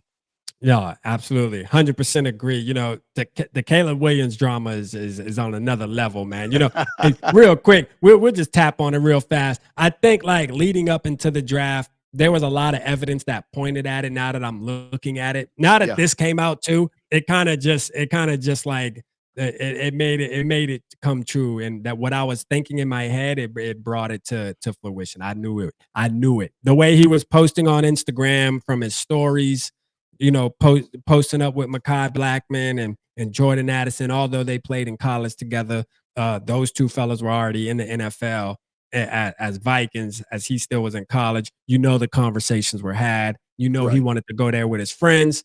And, you know, hey, look, man, he wanted to be with Kevin O'Connell, man. I stated that in the video.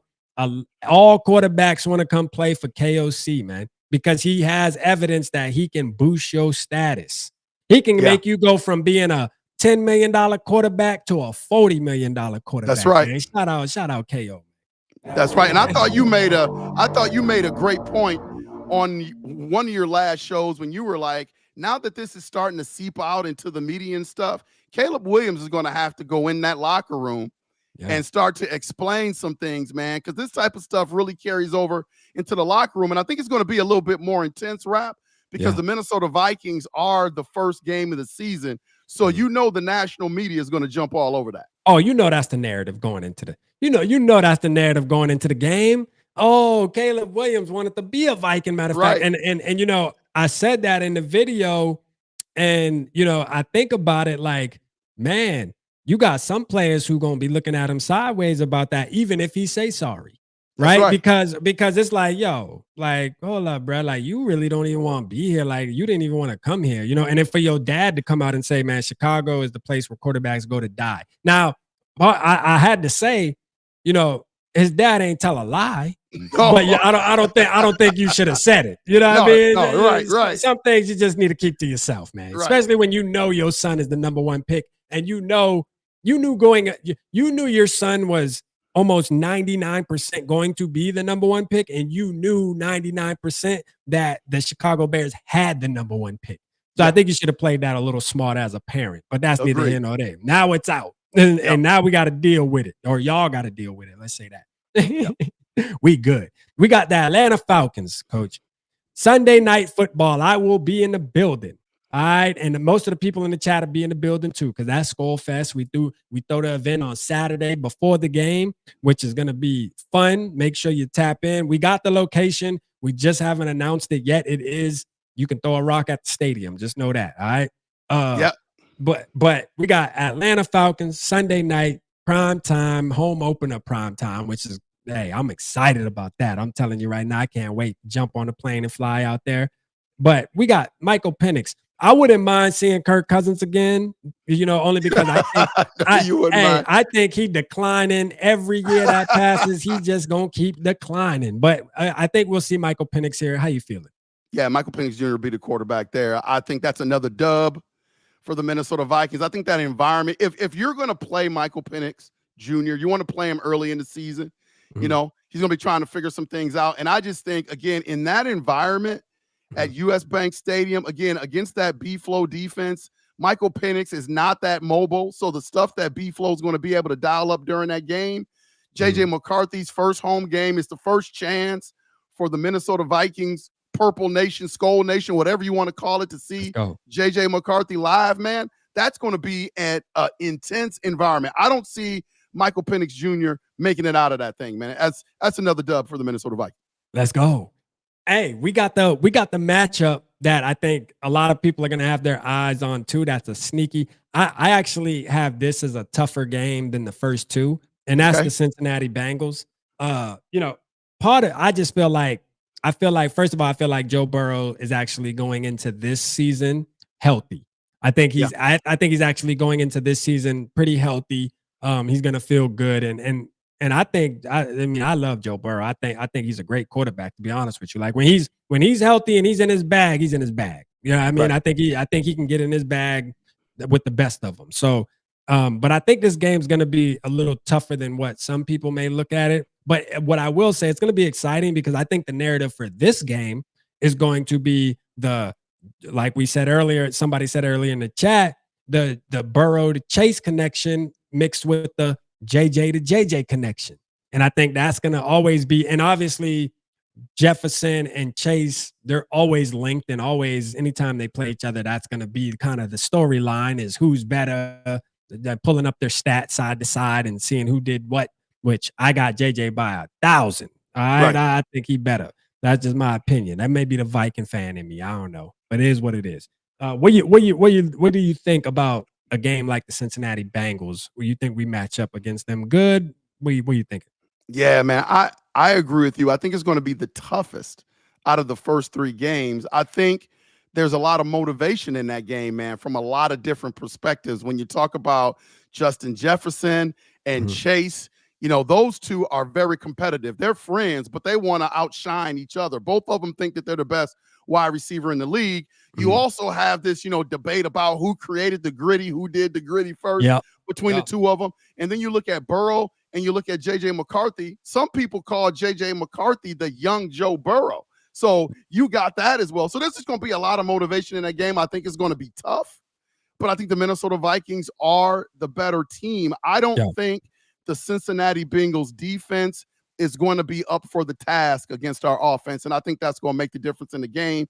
I think the Minnesota Vikings start 3-0.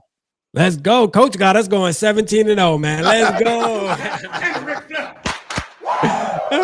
Let's go, man. All right, we got now we going across the pond, Coach. I mean, first of all, I'm just gonna say both games. I'll just group them.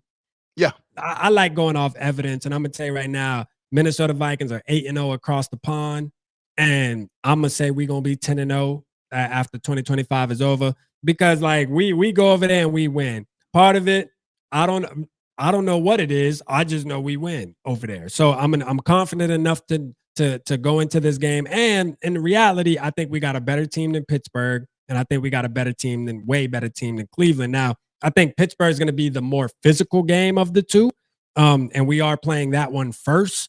So that kind of, you know, that maybe adds a little bit where it's like, okay, you're gonna have a super physical game with Pittsburgh and that defense, and then after that you go play Cleveland, which I probably would have rather kept the second. I would have rather week 6 be Pittsburgh. I would have rather them flip flop, but that's neither here nor there. I still think we're better than both of these teams, and I think it's a dub. But how do you feel, first of all, about the games? But then how do you feel about the NFL making us play back-to-back international football games?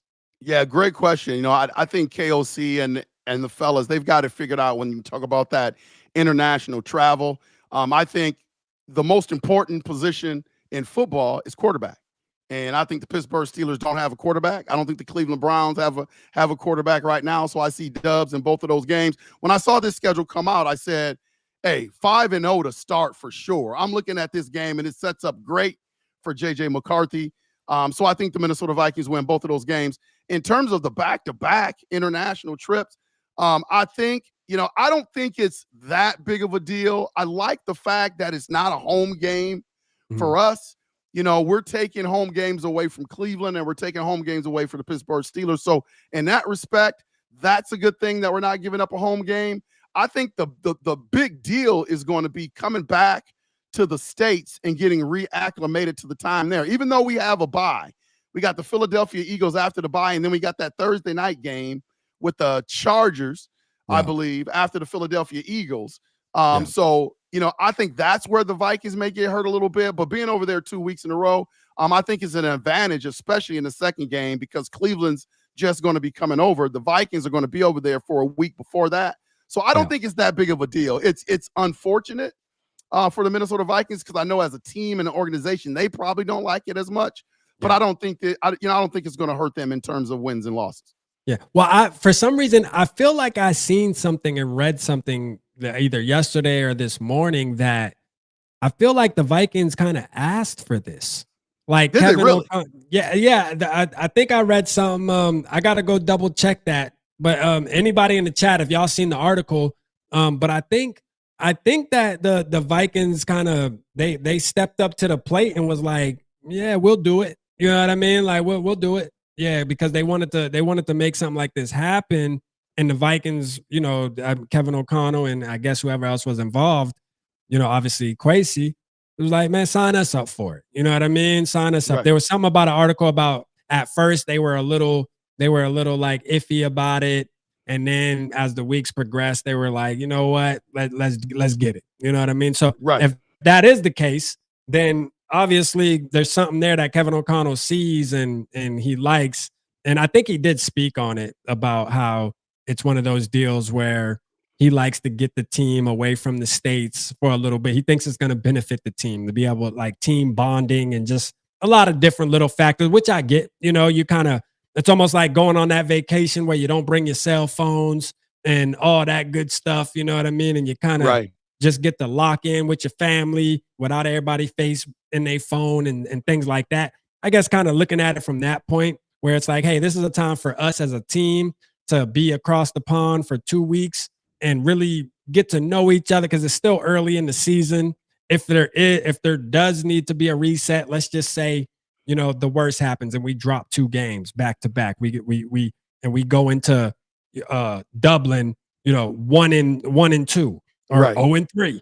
It's one of those situations where it gives you an opportunity to kind of reset and maybe rewrite the story, man. Right. So I like it. I'm not.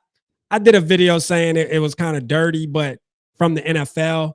But at the end of the day, I don't think it's that big of a deal either. I'm with you on that, Coach. I think it's football. You know what I mean? Right. We got to play football. Yeah. And we're undefeated over there. So in that case, we got the advantage. Yeah. And Vikings, I got to say, man, over across sea, they love the Vikings for They love 'em. obvious reasons. They love them. It fits our skol chant. It's similar to the football. You know what I mean? That they watch over there. So hey, everything just works out. Philadelphia Eagles. It's Oh gonna man, be a tough one. it is. It's It gonna be is. a This hard is one, Coach. Rob. This is the game where I think the Minnesota Vikings stubbed their toe a little bit. Yeah. Like right now, as the teams are currently constructed, and what I know about both teams, I think this may be the Purple's first loss. I think the Philadelphia the Eagles, they bring a level of physicalness that is tough to battle against, and I think they're going to be the most physical team on the field that night. And I think it's going to be a close game. Like I don't think the Vikings are going to go in that game and get shelled or blown out, but I think the Philadelphia Eagles, they've got that championship DNA now. They've got their style of play. I think that might be the Minnesota Vikings' first loss of the season right there. Yeah. Yeah, no, I'm with you. I'm with you. That's gonna be a tough one, man. As much as we hate the Eagles too, man, I hate saying the Eagles gonna beat us. I already know I'm gonna have some shows that week with some Eagles content creators, man. We already in talks. They can't wait. Yeah, I mean, they ready to put me on center stage and hear me talk my talk. Because regardless, I'm gonna tell you that I'm going Vikings during the week before the game. I hear is you. what it is. You know I what I hear mean? Hey, you ain't gonna tell me we not winning that game leading up into it.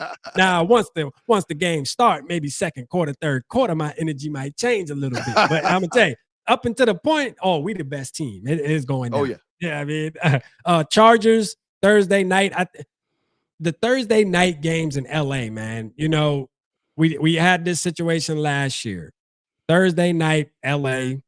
I know SK, shout out our boy SK, man. He's not a huge fan of it because he wants to throw like a Skull Fest kind of spinoff in LA, and he's like, man, they every time we play in LA, because he lives over there. He's like, man, every time we play in LA, man, they gotta put a Thursday night game. Come on, man. But as far as the team, this is gonna be interesting. I guess we've been kind of putting a storyline in all of these games. The storyline to this game is obviously Harbaugh going up against his boy, JJ McCarthy. Yeah. Hey, it's going to be, he praises JJ McCarthy. I mean, praises him, man. Praises him. Says he's the best quarterback he's ever had, man. Even called him the best quarterback in Michigan history. with Yep. and with Tom Brady even being there. So, hey, this is gonna be a game. That's gonna be the storyline for sure. What do you got us doing in that one? Oh man, this is going to be a tough one because of that short week, and the Vikings haven't really shown that they can respond really well in those short weeks. And who knows JJ McCarthy better than Harbaugh, man? Yeah. I think that's an advantage. But being a coach myself, any intel you can get on any player that you're going up against is an advantage. And I think Harbaugh, more so than any coach in the NFL, he knows what JJ McCarthy can do and he knows what he can't do.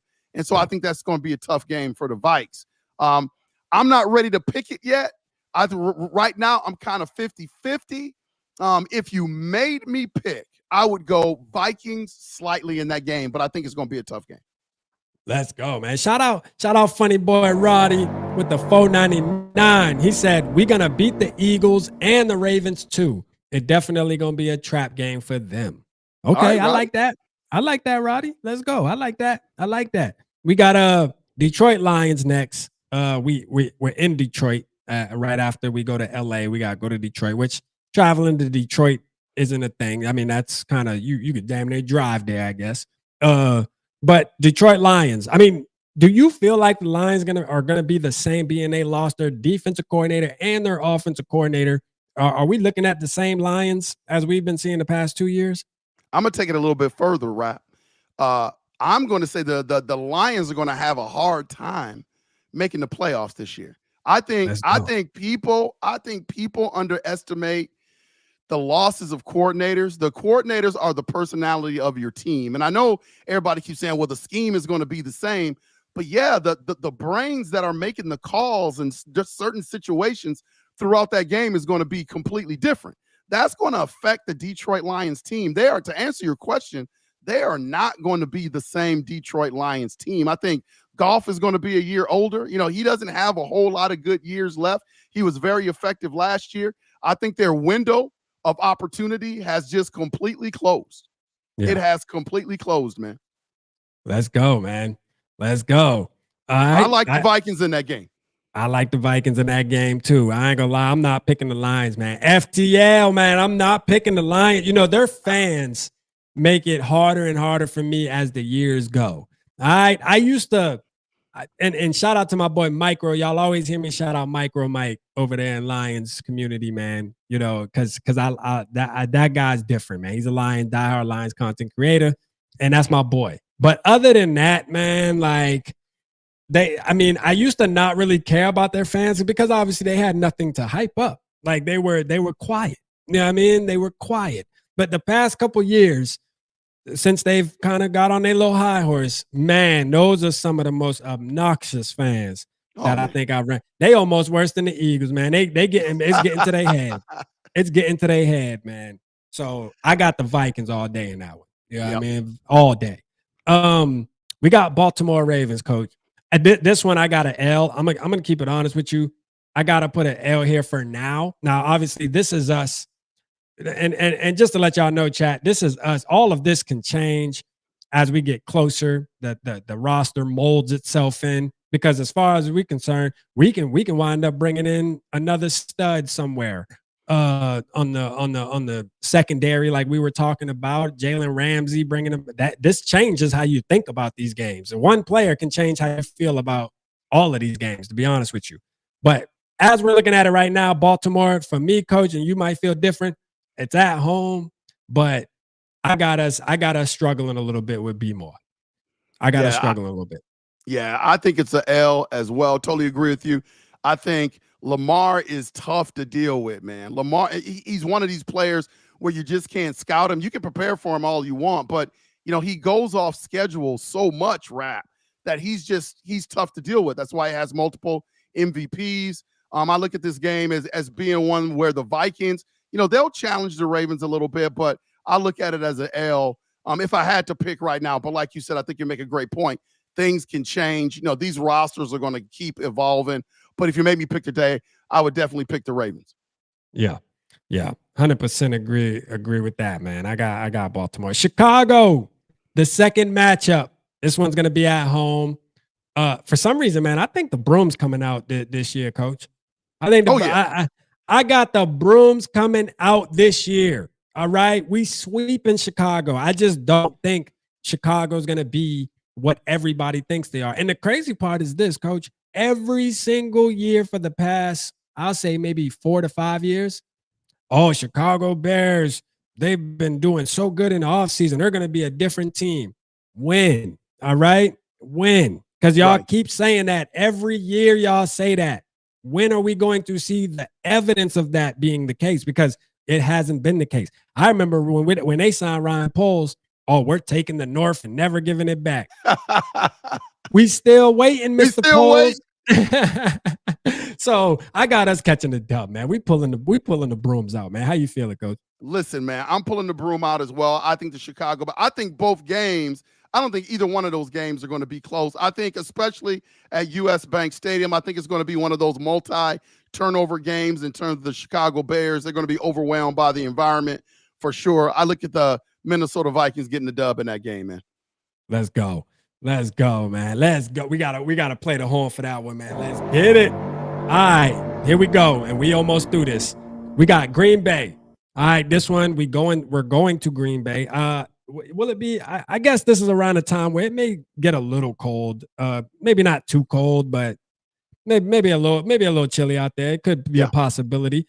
Green Bay, though. I mean, again, I don't know why, but coach, I gotta say this, right? Like Green Bay every year.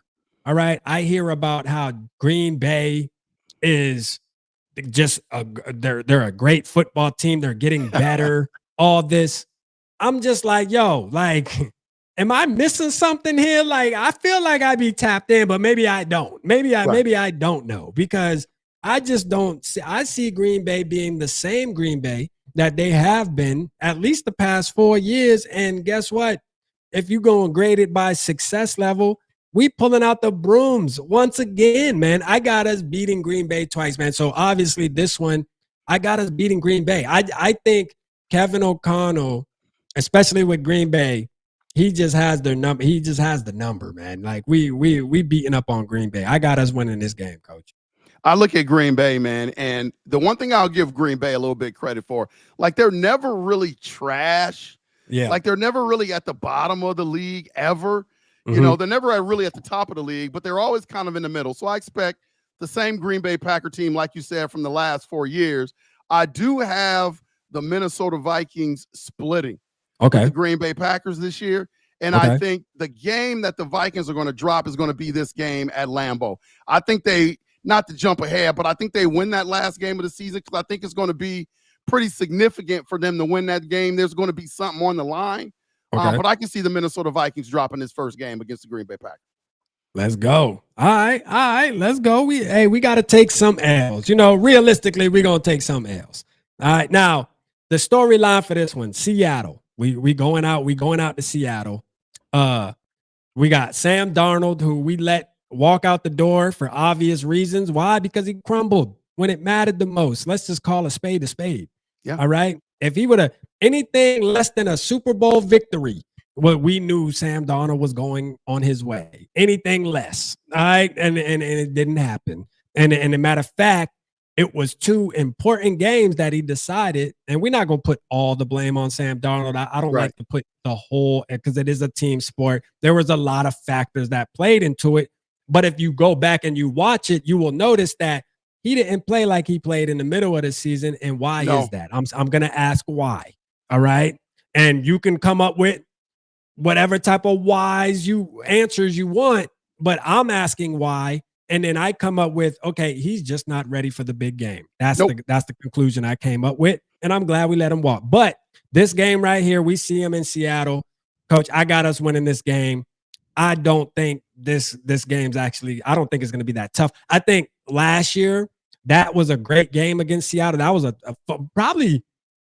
was probably one of the best games last year, like from a battling back and forth. Because if you remember, I believe that was the game Justin Jefferson, Sam Darnold threw that bomb downfield. That's right. Late in the game. And that was probably one of the better games to watch last season. But this season, I think we going in, although we tend to struggle with Seattle every time we play them for some reason, I think this one going to be a cakewalk, man. We going to show them why we let Sam Darnold walk and why we named J.J. McCarthy QB1. How you feel, Coach? Yeah, I like the Minnesota Vikings in this game. The Minnesota Vikings gotta win this game. I mean, they can't. This is like the Kirk Cousins game last year at home with the Atlanta Falcons. It was the one game on the schedule where I was like, man, the Minnesota Vikings cannot lose this game. They cannot lose this Seattle Seahawks game. I'm gonna take it one step further. Rap, I got a hot take. Yeah. I am going to say that Sam Darnold will not be QB1 in that game. Ooh, Jalen Milroe? Man, I'm not sold on Sam Darnold. I think he's going to revert back to what Sam Darnold was before he came to the Minnesota Vikings. I think the Seattle Seahawks is going to regret that contract. And because this is a later game in the season, I think everything is going to get spelled out. I think the Seahawks is going to take a chance on their draft pick at quarterback. And I don't see Sam Darnold playing in that game at all. That's my hot take. Let's go, man. I love it. I don't think it's hot at all. I don't think it's hot at all because I think what this is going to show, Coach, is that Kevin O'Connell is the X factor. Yep. And what we'll see in this game, regardless of who the quarterback is for them, we will see our quarterback succeed, and it'll just prove the story right once again that Kevin O'Connell is the reason why these quarterbacks that tend to dress up in purple and gold and decide to play over here, or we decide to go allow them to play here, why they are successful, because the pieces around them. And let me, I just want to make it clear. I don't want to give Kevin O'Connell the sole, all the trophies for this, because I do believe there's multiple pieces that play a part in this. Shout out Josh McCown. I think he's a huge part in this as well. We'll give Wes Phillips some of his flowers as well.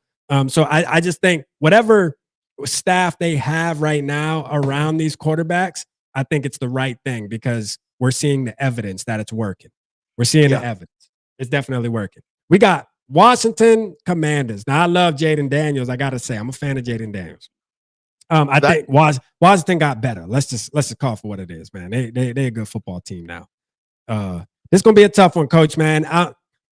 I don't want to say we're going to lose, but I'm gonna have to say we may drop an L right here. If I had to pick right now tonight, I'll say this game's going to be a little tougher.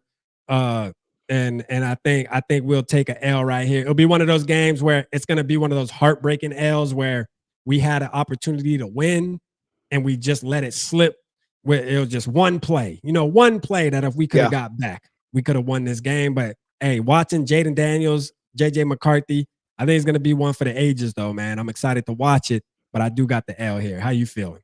I got it as an L as well. That Jaden Daniels, man, that's a bad boy. That is a bad boy.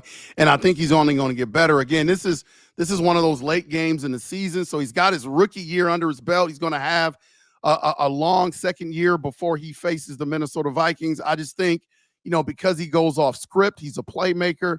He's got that competitive edge. And then the Washington Commanders have gotten better at a lot of different spots as well. I think it's an L for the Minnesota Vikings for this game.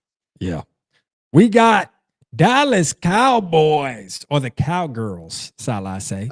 NFC East, AFC North, that's who they decided to line us up against. It's all gravy. You know what I mean? I think it's all right, to be honest with you. I'm not super mad at it.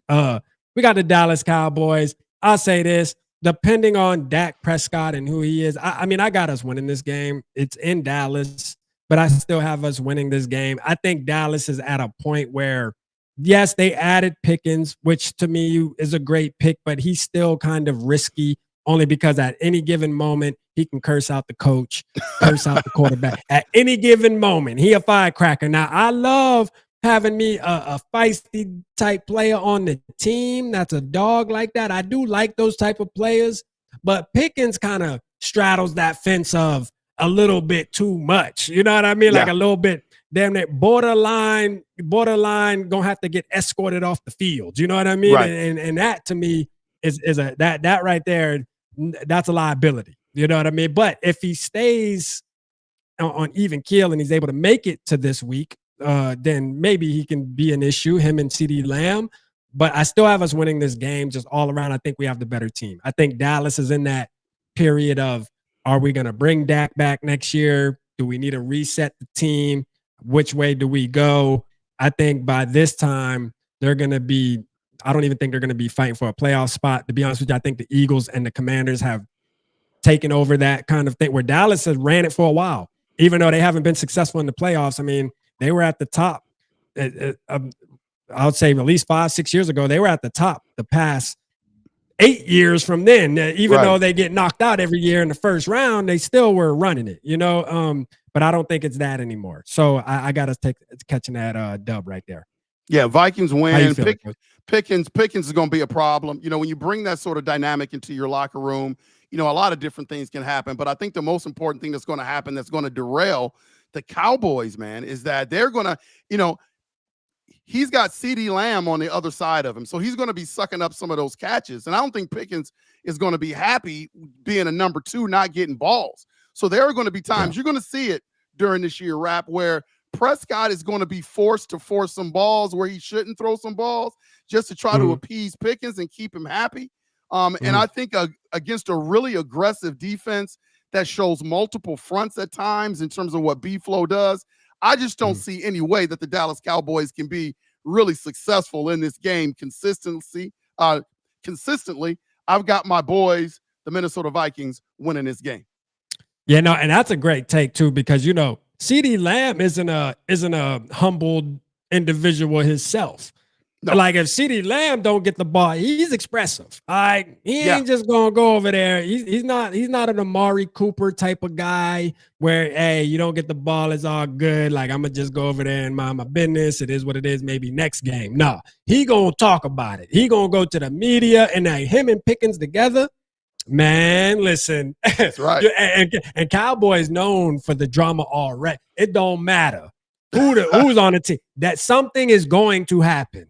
I can guarantee you that. One thing we can promise, what the Cowboys will bring you some type of drama throughout the season. It's going down, and it's lining up that it's going to be wide receiver drama this year for the Dallas Cowboys. And like you said, Dak Prescott, you said that was a great take, Coach, about forcing the ball.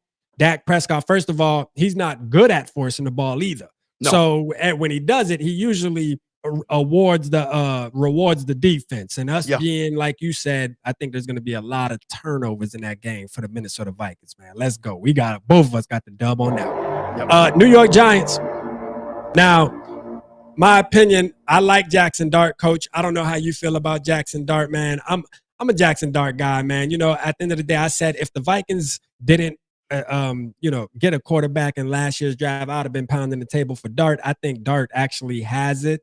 But again, I don't know if he'll be the quarterback. They do have Russell Wilson, so we may be facing Russell Wilson in this game. But this game to me is a dub, man. Shout out my boy TP Way. We will be doing a show together before this. Shout out my boy Jupe.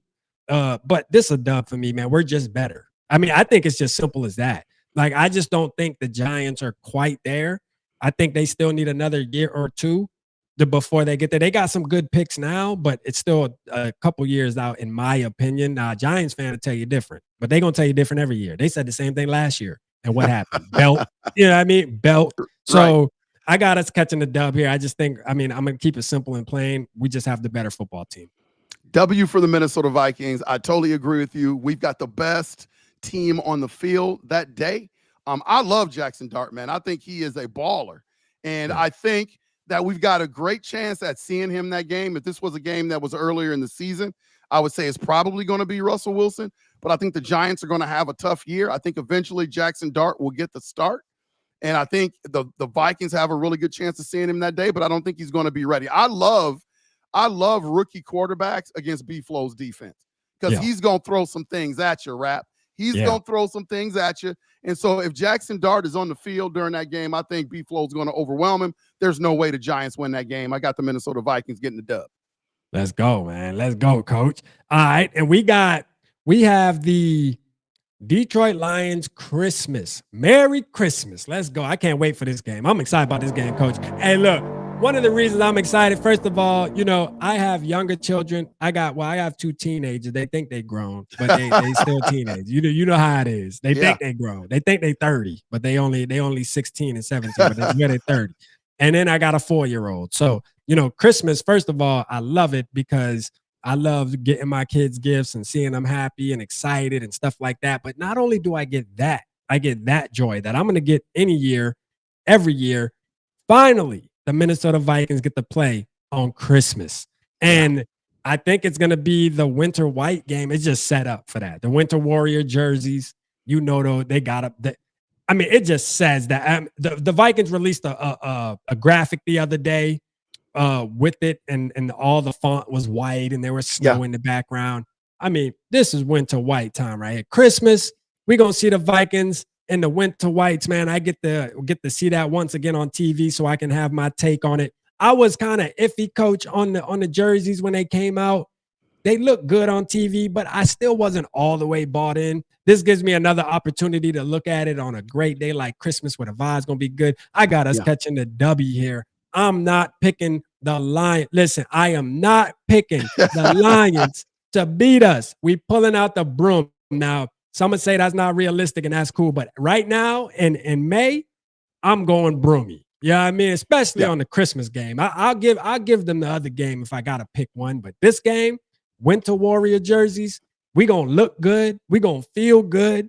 JJ McCarthy gonna be knee deep in his bag at this point. Man, it's a W right here going into the playoffs. How you feel, Coach? Listen, I'm pulling out the broom as well. Again, I said earlier about the defensive, offensive coordinators, man. This is going to really affect this team. It's one of the last games of the season for our guy, JJ McCarthy. He's not going to be a rookie anymore round about that time.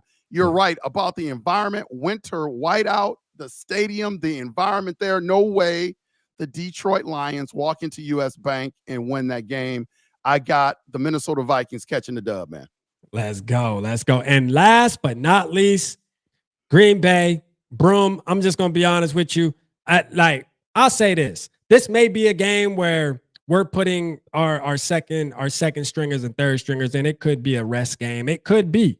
It easily could be.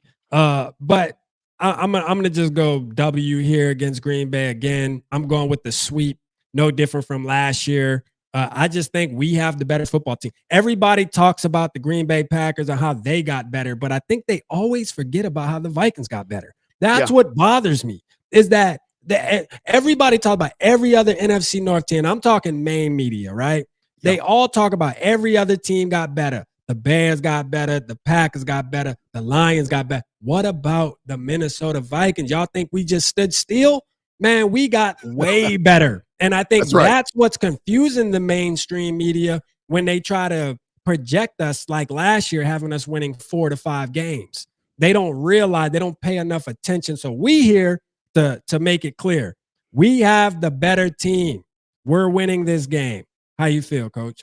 Yeah, you've got guys out there like Colin Cowherd that's talking that's talking like we're going to be one of the worst teams in the league. Look, man, I agree with you 100%. The Minnesota Vikings have gotten so much better in a lot of different areas from a team that went 14-4 last year with a suspect quarterback. And again, I'm not trying to take anything away from Sam Darnold. He played well, but I don't think anybody was surprised at how he flamed out at the end. I look at the Green Bay Packers. I said that they would split with the Vikings. This is the game where I think the Minnesota Vikings are going to win. I do think, because I don't think the Detroit Lions are going to be what they are. So I think the Green Bay Packers are going to eat up some of those wins against the Detroit Lions as well. So I think this game is going to mean something, Rap. I'm not saying the Vikings and the Packers are going to be neck and neck, but this game is going to have some sort of emphasis on the playoffs, whether it's getting a higher seed or something like that. So I think both teams are going to come in focused. I think the Minnesota Vikings are going to have more to lose in that game. They're going to come in prepared. They are the better team. And I think the Minnesota Vikings are going to be at that point. They're going to be playing their best football. So I got the Minnesota Vikings catching the dub in that game. Let's go, man. Well, Coach, man, hey, first of all, real quick, before we get, I wanted to keep it right around 2 hours. Hey, it's funny, Coach. We went in, we said, 45 minutes, hour, 45 to an hour. Man, we hit it right on 2, man. We right on 2 hours. But I'm gonna tell you what, man, I wouldn't turn it back for nothing. This was a fun 2 hours, a great 2 hours. I hope everybody in the chat loved the show, man. Having Coach on, this was amazing. Hopefully we can do this more and more. I pitched something to Coach backstage. We'll talk about it. We may be coming out with something for y'all to keep this thing going, because this is something that I definitely want to do. But tonight was great, Coach. I appreciate you. Everybody, make sure y'all go subscribe. Unconventional Playbook. Go over there when he's doing his shows. Comment, show Coach love. Hey, I'm telling you right now, the way y'all heard him talk Vikings football tonight, he does it all the time on his own platform. And I'm going to tell you right now, you don't want to miss it, man. If you want some great insight on Minnesota Vikings football, great perspective, hey, Coach is where to go, man. So, hey, appreciate you tonight, Coach, man, for sure, man. I had a great time. Hey, man, I appreciate you. I appreciate all the people in the chat tapping in and rap, man. I appreciate you so much. You've been really inspirational to me. You're one of the first content creators that I watch. I love your show. I tap in whenever I get an opportunity, man. And to open your doors to me tonight, man, I'm so appreciative. So I appreciate you, brother.